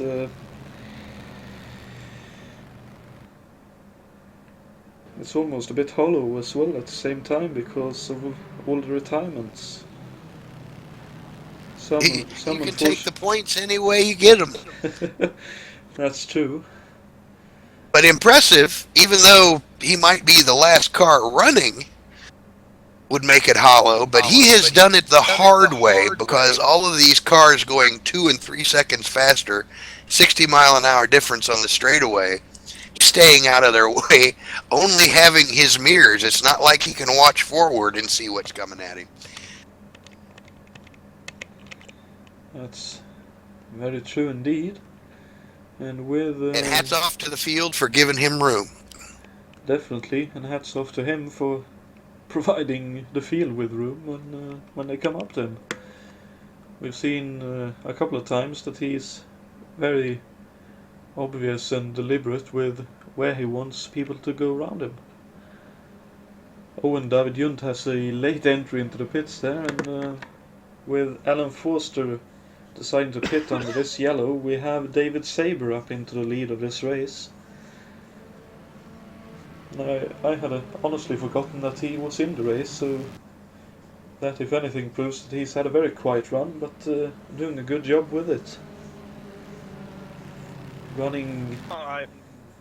David, I saw him behind me all the time. He was following me for quite a while. He did a good job as well. He was quiet on the track and no problem and no errors. Just driving around, see what happens. I did very intelligent driving for the first 100 laps. Yeah, David Saber was actually the one running down Rob Swindell's when he was in the lead, and wasn't pushing. He just was making sure to stay in Swindell's mirrors, and I think that might have been a forced error on Swindell. Just by keeping a little bit of pressure there. It could be a possibility. I also notice with this, look who's in second place. No. Dana Patrick. Yes. Dana Senna. If she has the same looks as the real Dana, then oh. Well, if you aren't given any luck, you make your own luck. And she's been able to stay out of trouble, and suddenly, with everything going on, second place, and with the caution, right behind the leader. I give her if very clever driving. Who wouldn't? I think the Vegas odds on this race were 1-1 for sure.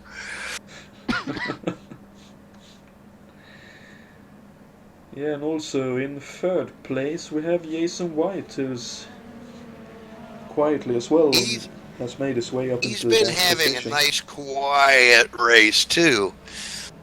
He and Fitch have stayed together the entire time. Yeah, I think he might have taken a leaf out of her book, knowing that after the USAC 73 season, where she had a quite a few quiet runs, but still being there at the end of the races, Jason just follows her around and does what she does, sort of. If that makes sense. But I don't know. You better be careful how you say that. Is Jason married? Very true indeed. He is. So let's forget I ever said anything. Oh, 3 wide, almost into turn 1. And Jason Fitch has gone around Jason White. So there goes his drafting partner as such. So Jason Fitch is up into third, and Jason White is under pressure from Alberto Ibanez and Grant Riddle. I think Fitch! Ooh.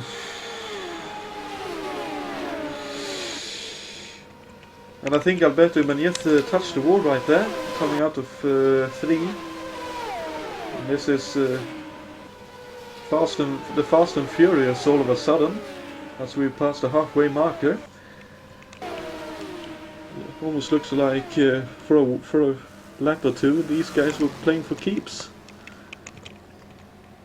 Oh, and White is being long way to go. Yeah, it is indeed, and White is being hung out to dry, losing 2 positions, coming out of 2.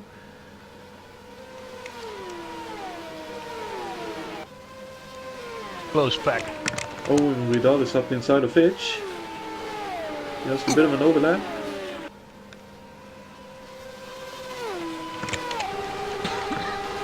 Fitch needs to settle himself back down. Well, that's easier said than done. Yes, it is. But yeah, Dana slammed that door, and I think Fitch's foot was still in it. That was a miracle. Yeah. Well, good work from both of them to avoid contact, despite the half defensive driving that was occurring. Ooh. It looks like they've sort of settled down a little bit here, although Ibanez has a run on Grant Vidal. Maybe no, he backs out of it, and it looks like after the Oh, in the wall behind! Oh no! Jason! No! Oh, stay out of the wall! Ooh. Well, I'd assume that would be a yellow. Yes, it is. It's already out. Hey, he saved He's it. still able to run the car. Maybe he'll be able to. Well, we'll see. Well, it doesn't look to be crowding too gently, bad. gently. See if we can catch what happened on the replay. I want to see if he Just can got get to the some- pit. Looks like he got some arrow push coming out of 4. Just packed up behind a couple cars again. Yeah, it Turn did, 4 being the treacherous turn today. yeah, it did almost exactly the same thing that Bob Wilson did. There's your wing. Pick it up, Jason. What happened to Jason then? Did he spin on the straight? He had Coming out of 4. he had some push with the lack of downforce Oh, with no. another car. Why didn't he come in that time? Trying to make up, trying not to lose the lap, I guess, but Well, it's going to turn out to maybe bite him. We'll see if he can make it around this time. well, either that or well, it's the first lap of yellow, so he would have gotten a penalty for pitting on that lap. Oh, he might not have been across the line yet, so maybe the pits are closed for him. Yeah. Jason touched the wall pretty hard. I think it will be a miracle if he can drive off the. This will be a long stop. Yeah. Well, in the pits, in the meantime, is Dana Looks Schurer like and he Alan was desperate Forster. to try to follow the. Yeah, it looks like Jason was a bit desperate to stay following in the pack from Alberto, but we got to put this. Got to slow down in the corner at the last moment, I think. On the steer. Now that we got a slight break in the action, I was able to read some comments. Looks like Dustin driving the Porsche car. It wasn't a driving issue at all. It was unfortunately a problem with his game under the caution there. We were speculating if maybe there was an issue when they were checking up for the yellow, but it seems like it was none of that. It was just an issue on the software side, unfortunately for him. I'd be keeping my eye on that green car for the future races. He was running very strong. Yes. Definitely so.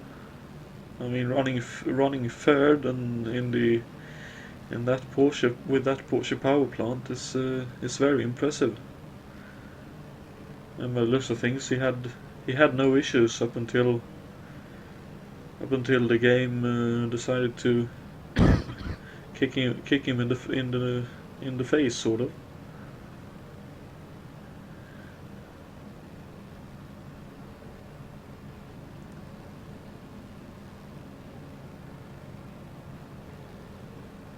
But unfortunately for us, the field is very depleted at this point. I think we have, well, if Jason can keep going, we have 10 runners, I think.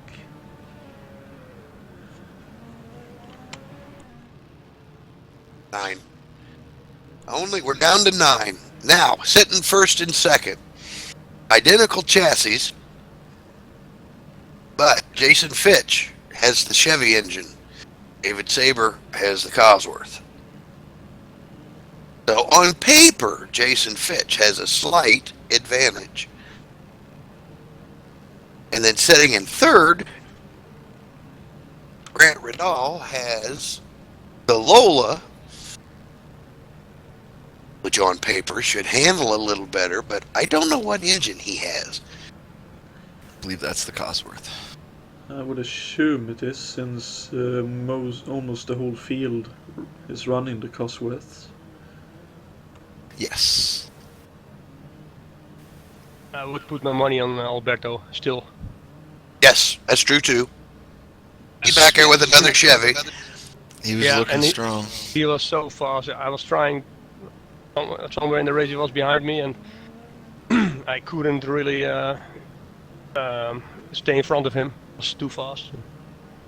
He was the only guy who hooked me on the track, I think. The rest, nobody passed me.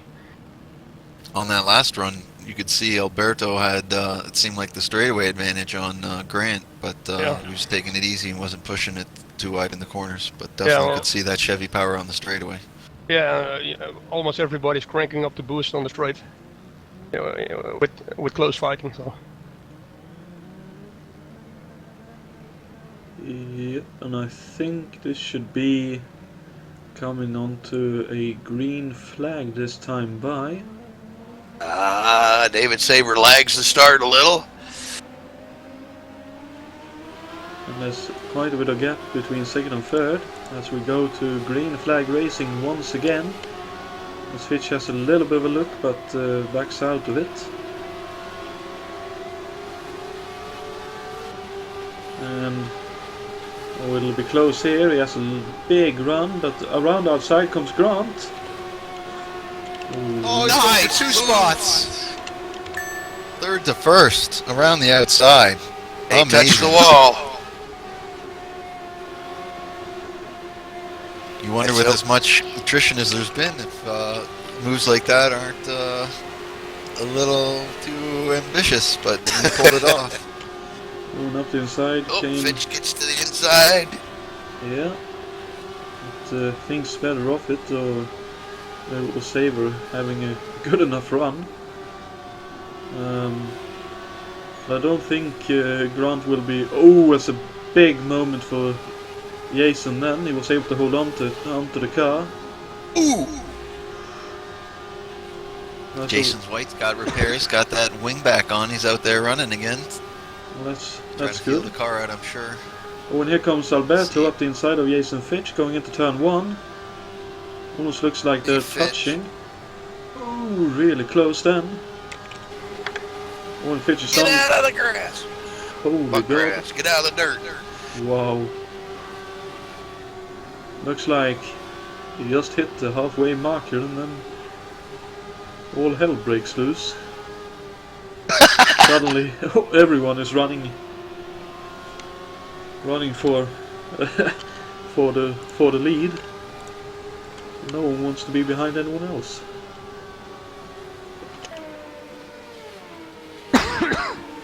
Certainly everybody's still running, got the message that you gotta be around at the end to win.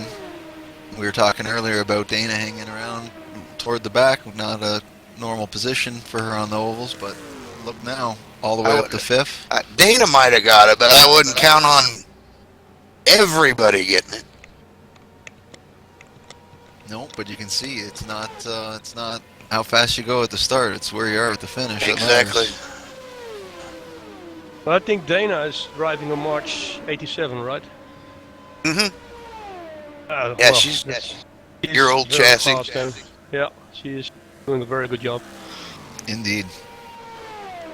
Very sensitive chassis to get dialed in. And even so, probably not the level of performance as the newer cars or the Lola, for that matter. Well, if there's anyone who is going to make that car run on ovals, I think it'll be Dana. She was close to unbeatable in the USAC 73 season, and I think she'll have some great success this season as well. At least on the ovals. I'm not entirely sure how she'll be able to cope with the road courses.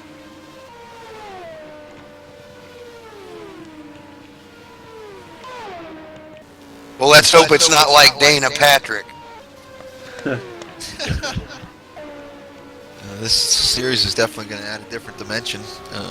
Last year with USAC, all ovals, but now drivers are going to have to deal with both the ovals and the road courses. So it's going to be a good test. Well, for me, I think that the March is better suited to road courses than short ovals. Well, if Dana can run this well on ovals with that car, then that bodes well for her for the whole season, I'd say. If that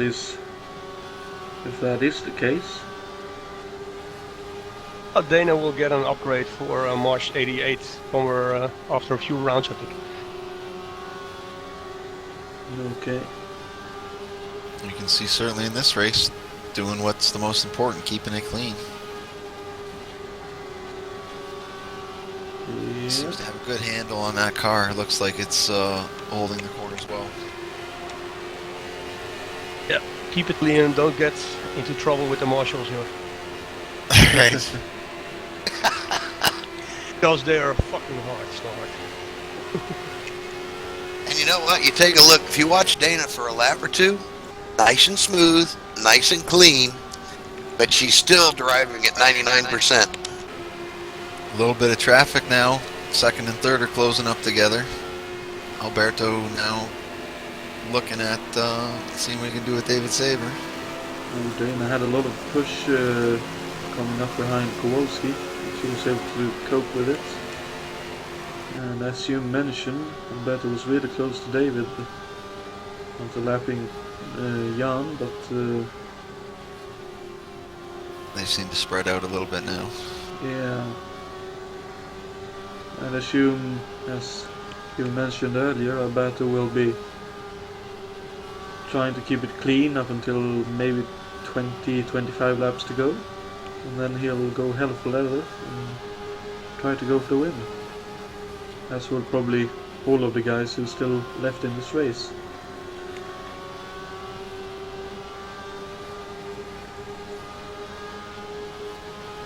Well, right now Grant is setting a blazing pace. He's pulling 22.4s the last 2 laps. Now he's backed it off slightly, back to 22.6, but really fast, pulling a gap.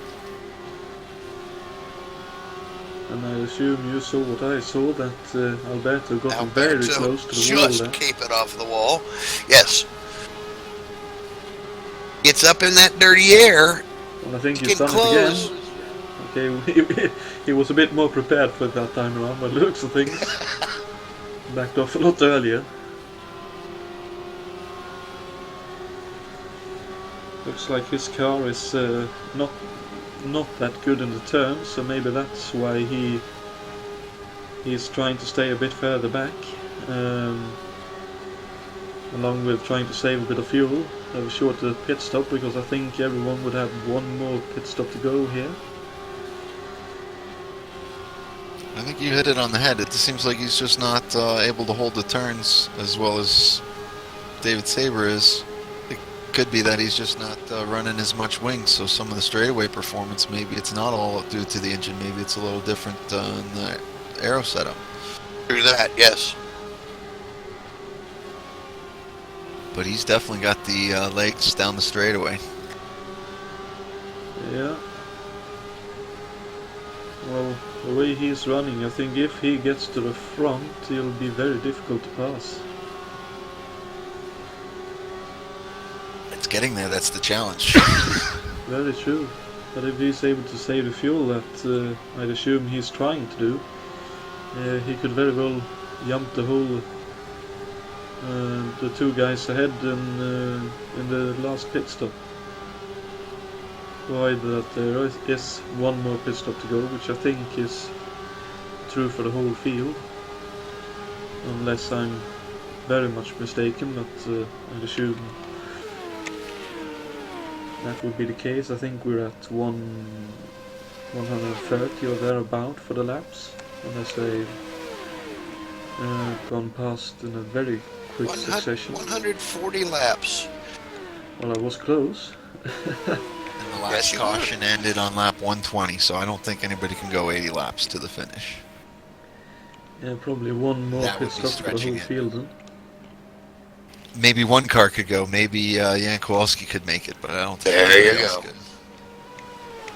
Probably, but then you have the issue of, unfortunately for him, being...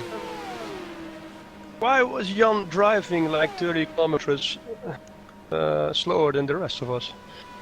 Unfortunately, he only has a stock block Chevy power plant, which is significantly down on the horsepowers. Oh, that's the reason then. He was so slow. Also a 2-year-old chassis, I believe. I think he can drive that with no wings. Oh, and very close between Forster and Schurer. Sorry to cut you guys off, but going into turn 1, Forster was looking at the inside of Schurer and they almost made contact. So we're getting a bit excited, but that looked very, very close indeed. As they come up to Jan Kowalski.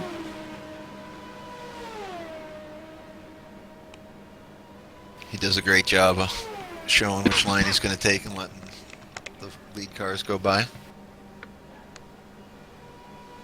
Very much so, and Grant is romping away with the lead at the moment. He has a good, probably, maybe even 10 seconds now down to Sabre. He has not backed the pace off, actually getting down in the 22.3s on some laps.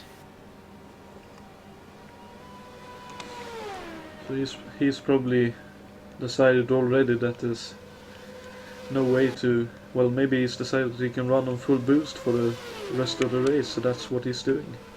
Or well, higher boost than what the other guys are doing.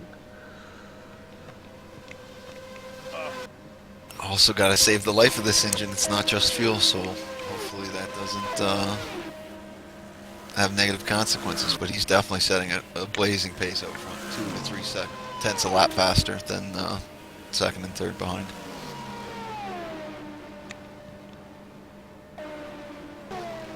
Yeah, that's very impressive indeed.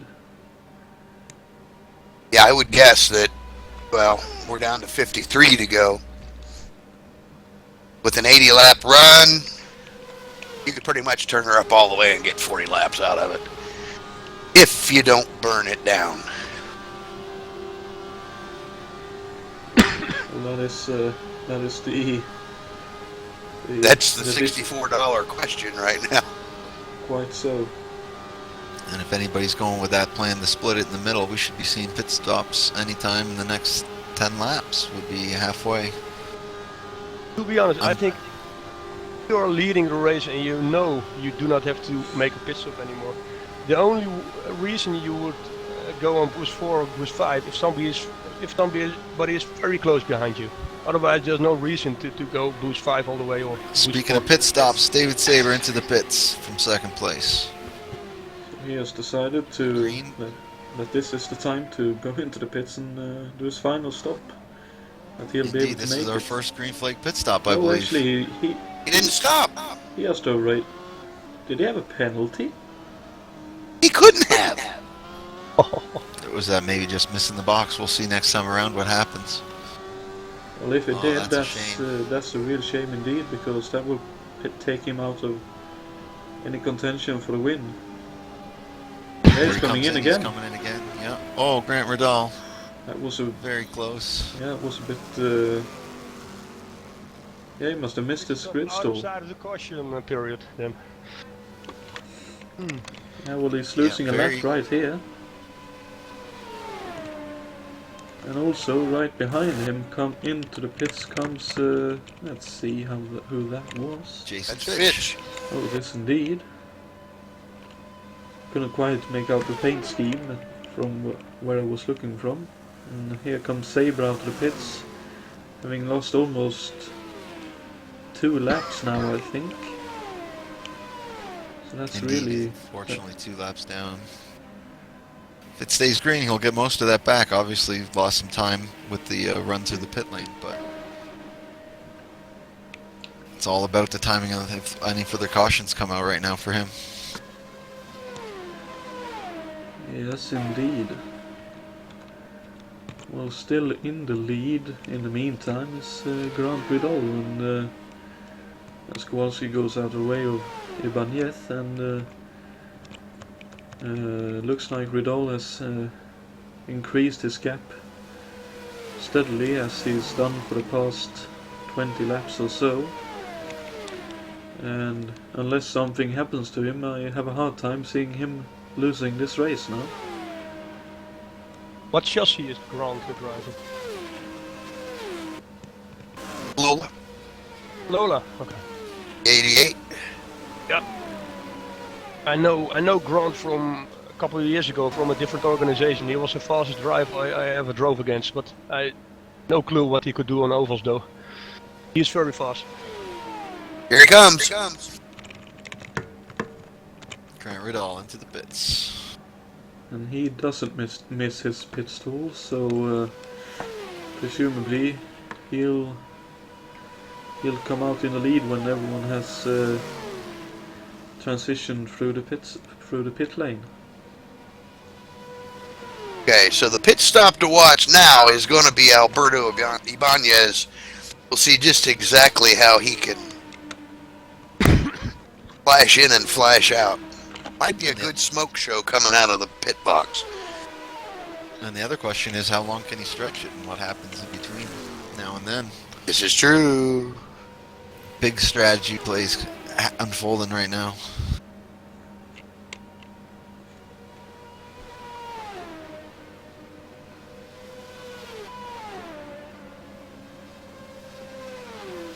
Well, it did pull off some pretty sleek fuel conservation runs in the USAC 73, so I wouldn't put it past him to have a shorter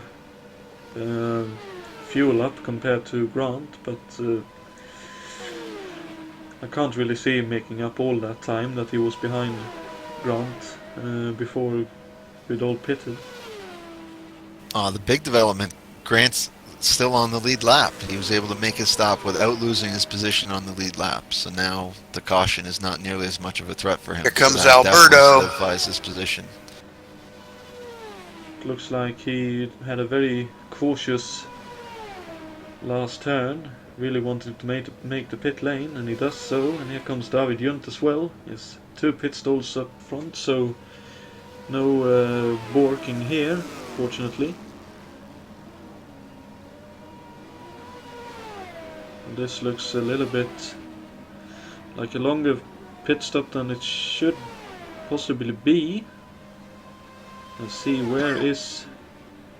let's see, looks. I think Ridal has already passed the pit exit, right? Because I couldn't see him on the pit straight. Yeah, he's coming onto the front stretch right Wow. now, so that was quite the long stop for some reason. Maybe... Did Grant get enough fuel on board is the question now.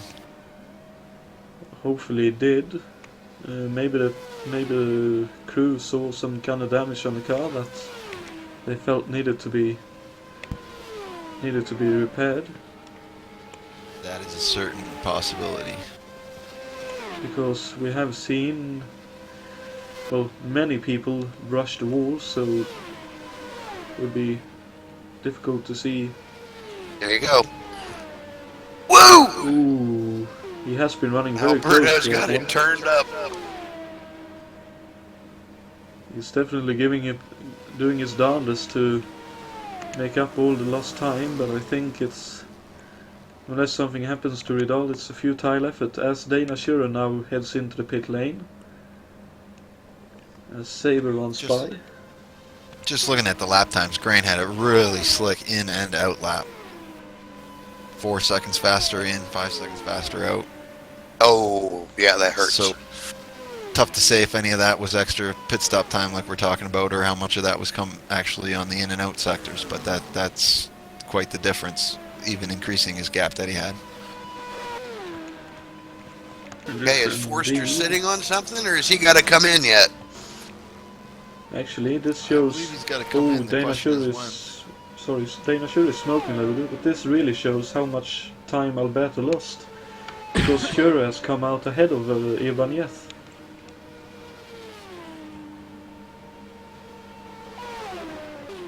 And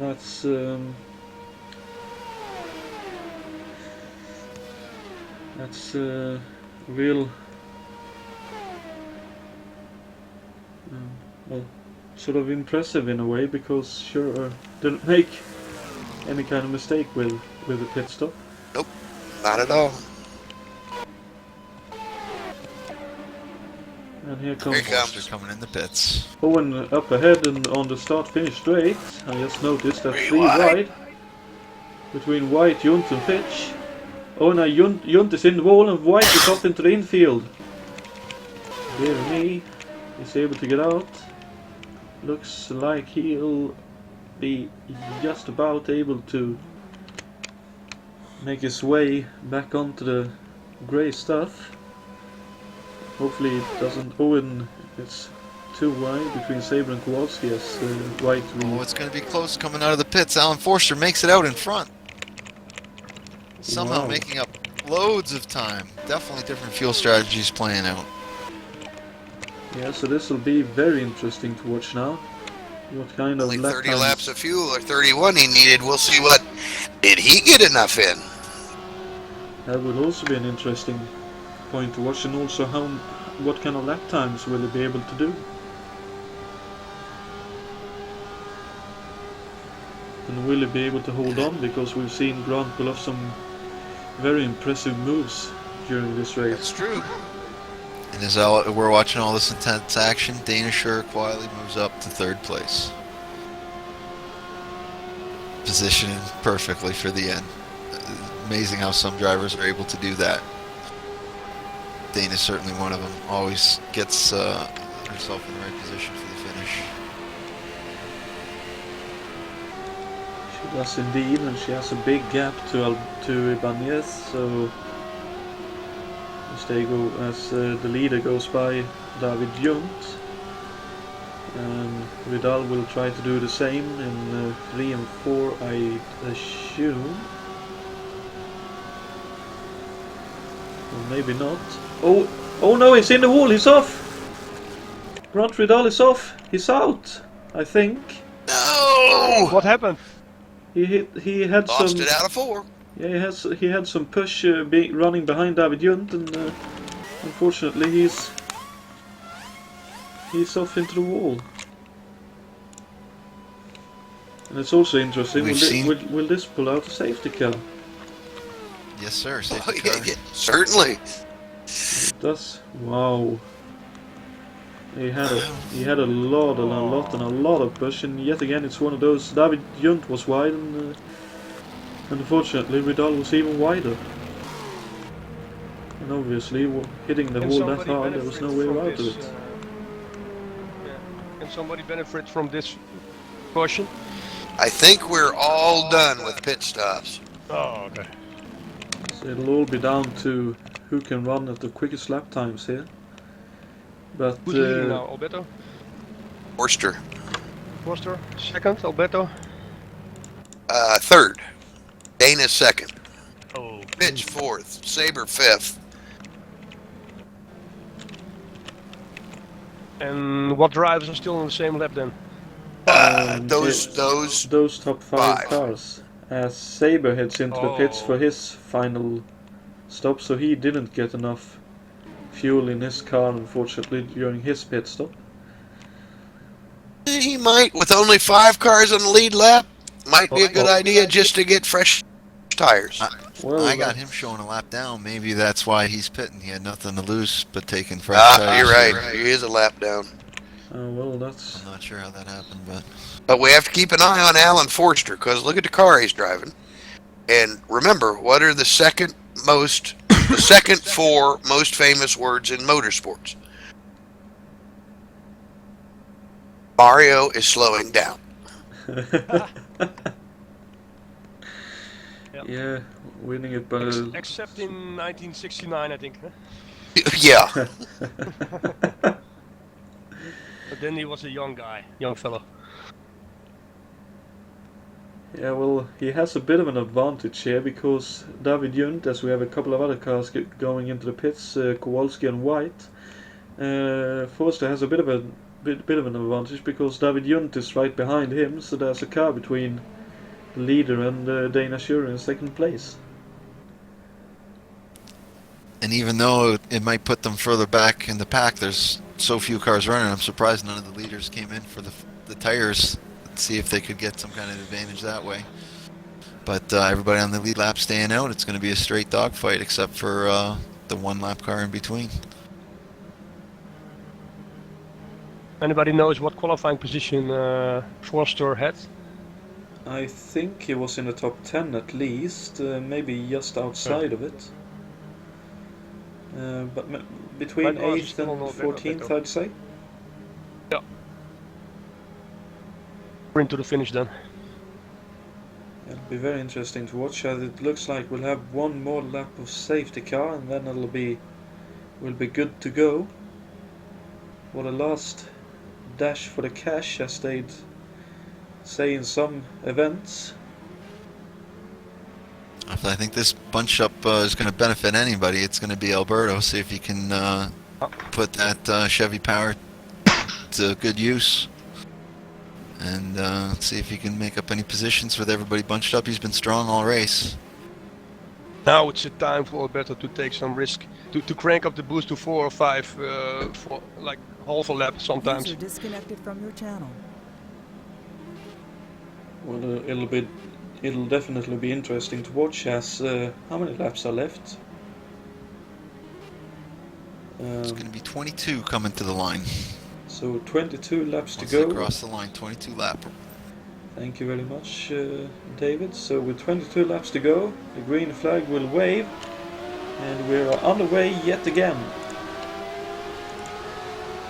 It looks like there's no position changes so far on this restart. Everybody made a real clean start there. Oh, Alberto's got to run now. Yeah, I think Looking he'll try around on outside. Dana. And he backs off and stays Oh, behind. he's getting boxed in now. Jason Fitch is coming up to Oh see. dearie Can me, I get think there's piece a bit of this. contact.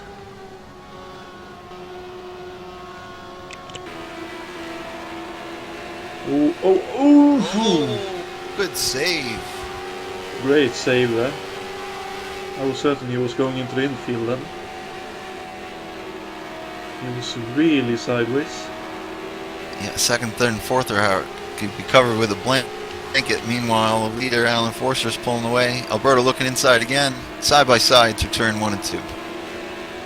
Looks like Dana has to run and stays ahead, at least for the time being. I think she's being a little bit held up by David Junt ahead. Even though it's quite a gap, it's still, I think she's still getting a little bit of push, as we saw earlier. She's struggling a lot in traffic with her march. As Alberto tries to get the run, and he has a good run. It's really up close. Oh, I think there's a bit of contact. And he's trying to look up the inside. He certainly let her know he was there. Yeah. Still side by side now. Oh, And still she's side trying by the side. outside. This is really impressive stuff. Side by side for an entire lap now. As I think he will pull ahead finally. He does indeed. Oh! Is it okay? Is it okay? Well, it looked like still he good, kept it's his still good. wings.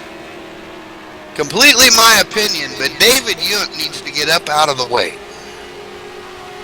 Yeah, it could probably benefit all involved, but if we look ahead, Alan Forster has completely scampered away with the lead. As David finally jumps out of the way. Ah, there we go. Oh, and right behind us, nose to tail. Oh, David is sideways to dive. Oh, and he's losing it. No, he actually held it. He held it. Saves it. Wow, Did he That really? was amazing. what a save! Oh, that is. Oh, White was really close to cleaning him up then, but yeah, what a save! That was. That was really impressive. As in the meantime, Jason White found his way past Dana Schurer for third place. Wow. Incredible. That'll make Oh no, Sports there's a Center. spin in the background. That's Dana Schurer. I don't think she hit the wall at all. This will bunch things up again for the finish, make it interesting. Well, maybe that's a tactic from Dana's side. And a bit of a joking side, but She kept it off the wall. That was great. yeah. You know, certainly partially luck when that happens, Oh, but and David great Junt driving, didn't try to save it. Yeah, Junt did a really good job at avoiding cleaning out her up. Then he backed off and found the gap and went through it nice and clean, as it were.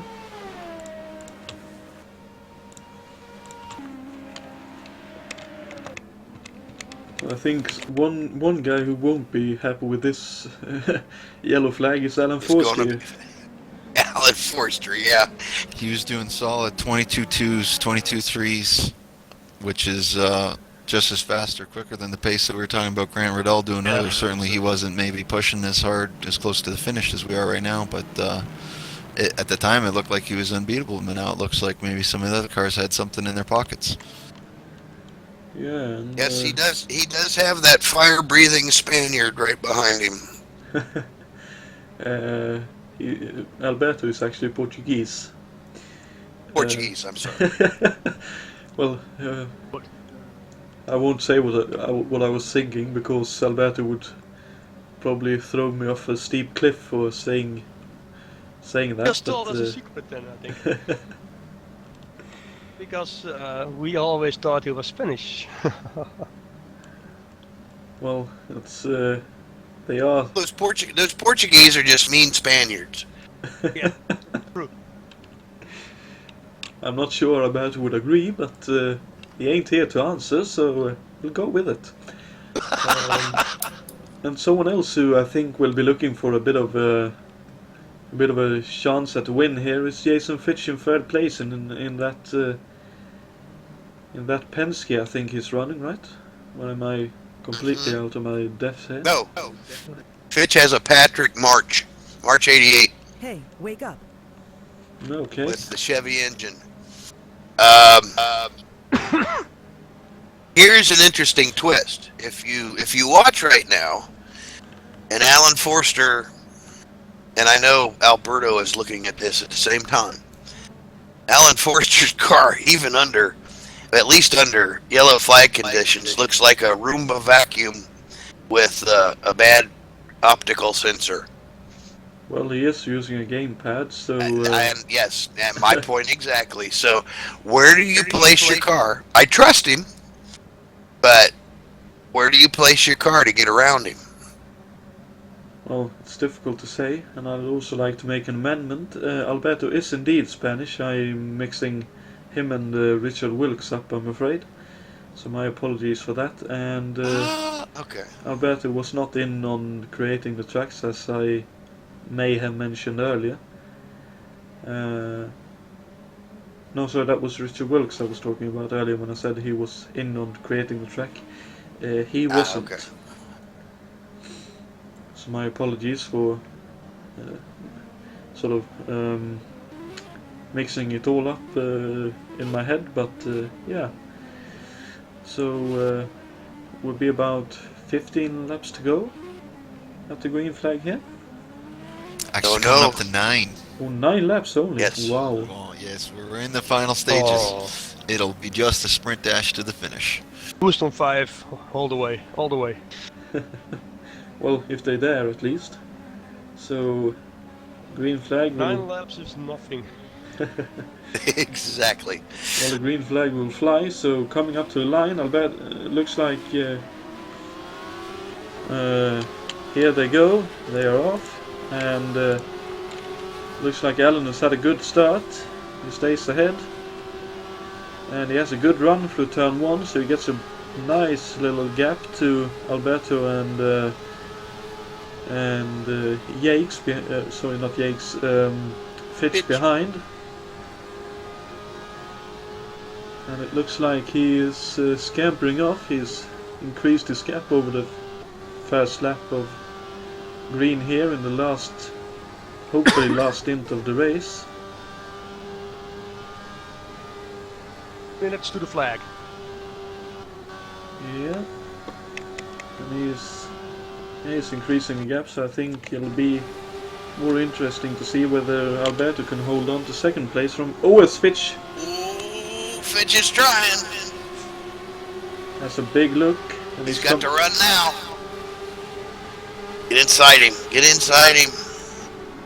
Well, he's Neighbors through. Ooh. I think that's A lap down. Saber, yeah. Oh, and Fitch has a run. He's up the inside. Oh, really close here. Almost touching. This is a great exchange right here. And Saber trying to stay Saber, out of you the need way, to I stay think. out of this. Yeah, I think he's trying, but he sort of has to look up the inside to not hit Fitch up the rear. That's true.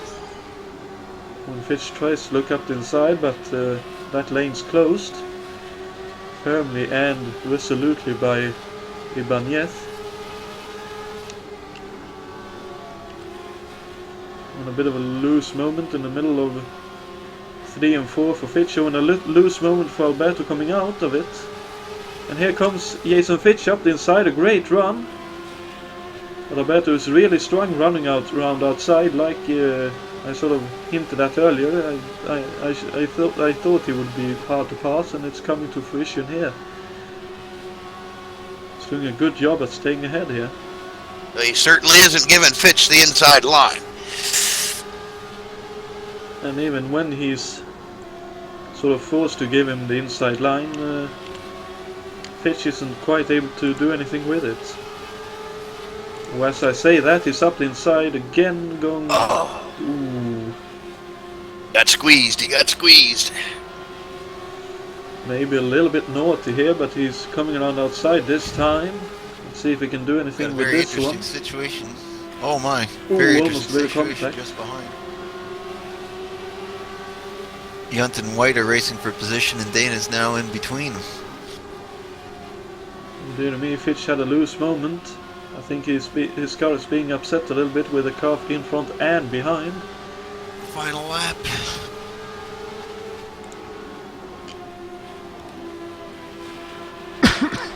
Alan Forster's coming off the final turn. He's going to win the first race of the season. And Fitch is up. Oh! Dear me, but Alan Forster wins the opening race of the Kart 88 series and up for second. Oh, Fitch has a big moment, but Alberto takes second place, just ahead of Jason Fitch. Wow, what a finish that was. Excellent race, everybody. Fourth goes to Dana Schurer. Fifth is David Saber. Sixth is David Junt, who had a good recovery after his early antics.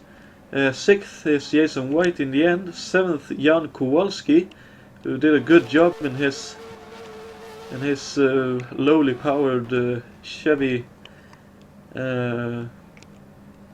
Yeah, that's it.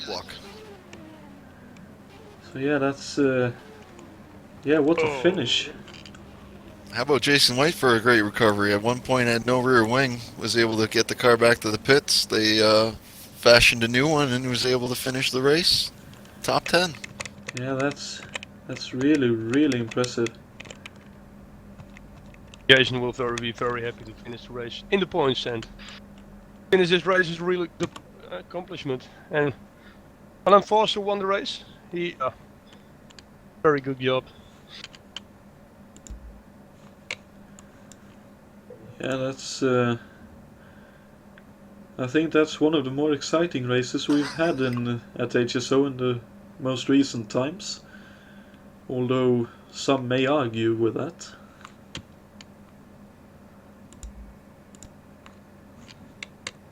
I think some people are going to learn from this. You know, maybe a little too much aggression early. Certainly learning about the cars and the different elements of running in traffic that everybody's going to have to adapt to and you know, get more experience with. But all in all, the racing was fantastic right to the end. Even though there might not have been that many cars, the action that we did have to see was very close. Side by side for multiple laps, fantastic. You wouldn't think you could have that much fun with 8 cars on the track, but that was an absolute joy to watch. Yep. Yeah, we were treated to some great racing in the midst of all that, and yeah, it was a good bit of fun to watch, and unfortunately a few too many retirements maybe, but it all contributed to a great finish. And well, any final thoughts before we cap off the evening, as we are joined by David Junt. So David, are you there? Good evening, David. Hello.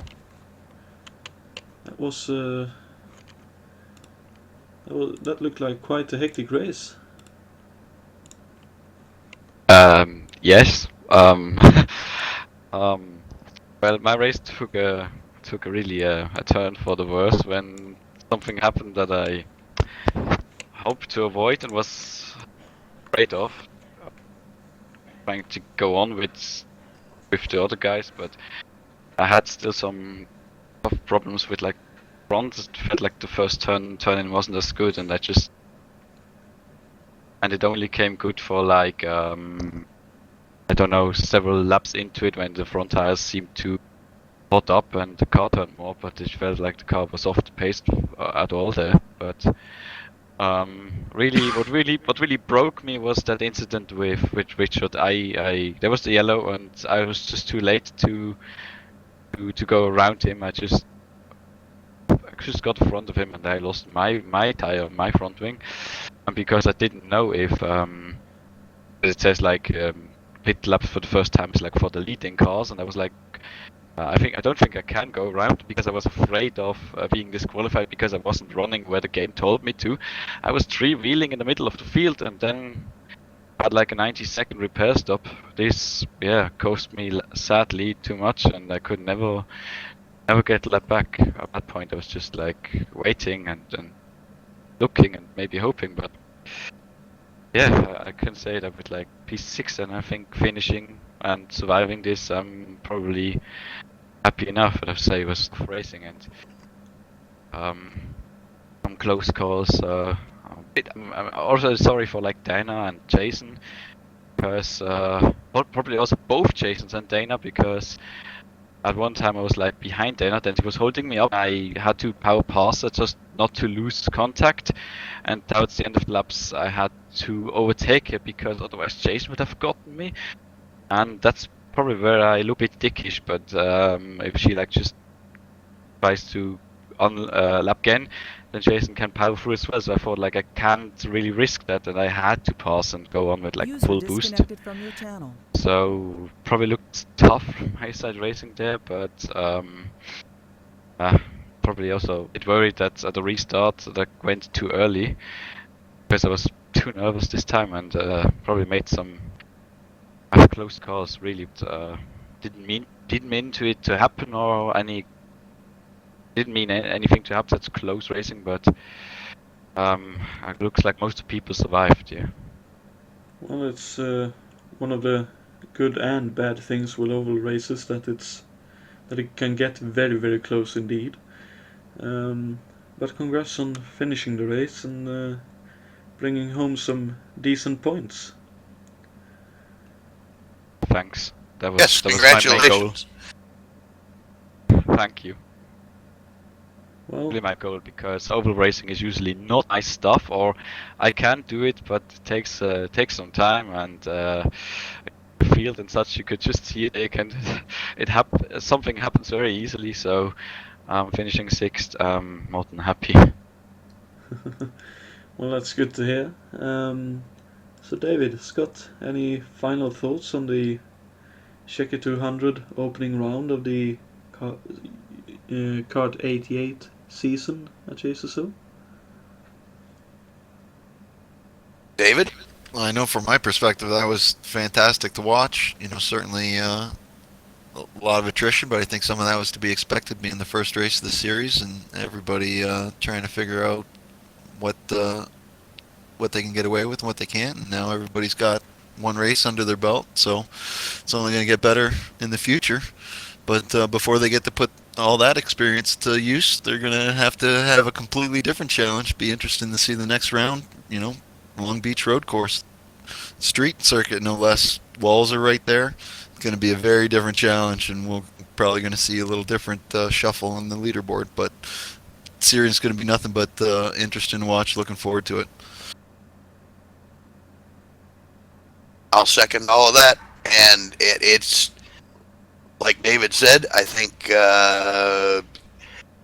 yes, this is going to bring different people to the fore instead of your pure oval racers. Then those guys with some European experience are going to come to the fore in the road courses. So more power to them. Great racing all around. The points battle will definitely be tight, but overall. Just another testament to an absolute phenomenal mod. The cars are beautiful. They handle beautiful. They behave like everybody would think they need to behave. just a great mod again. I think they've put another feather in their cap. If this isn't up equal with the USAC 73s, it surpasses it. So I'd say you hit a home run on that analysis. The one thing that really caught my eye, mod perspective, you could see a lot of drivers running at the front, even had issue. Very difficult to run at the limit all the time, but in the same breath, you can see a lot of cars had moments where they were able to save it. It's a fantastic job. It's not easy, but it's definitely not an impossible or challenge where you don't know what the car's doing. It gets you a lot of feedback, and you can run them, and you get different results. So that's fantastic. Yes, I think it's a very tough challenge, and thus the reward is even greater. Very true indeed. And I can only agree with everything you guys have said. And on behalf of HSO, myself, Scott, David, see who else joined, Peter and Michael. Thank all of you for joining me in the booth this evening. Thank you everyone for tuning in, and I hope you tune in I think it's 2 weeks time, maybe a bit more, but I hope you tune in next time for the second round of the Kart 88 season at Long Beach. And I'd also like to plug the British Touring Car Championship that HSO is running will be broadcasted on Wednesday at the same starting time, coming to you from Snetterton. And yeah, apart from that, again, thank you for tuning in, and we'll see you all at the next round. Good night, everybody.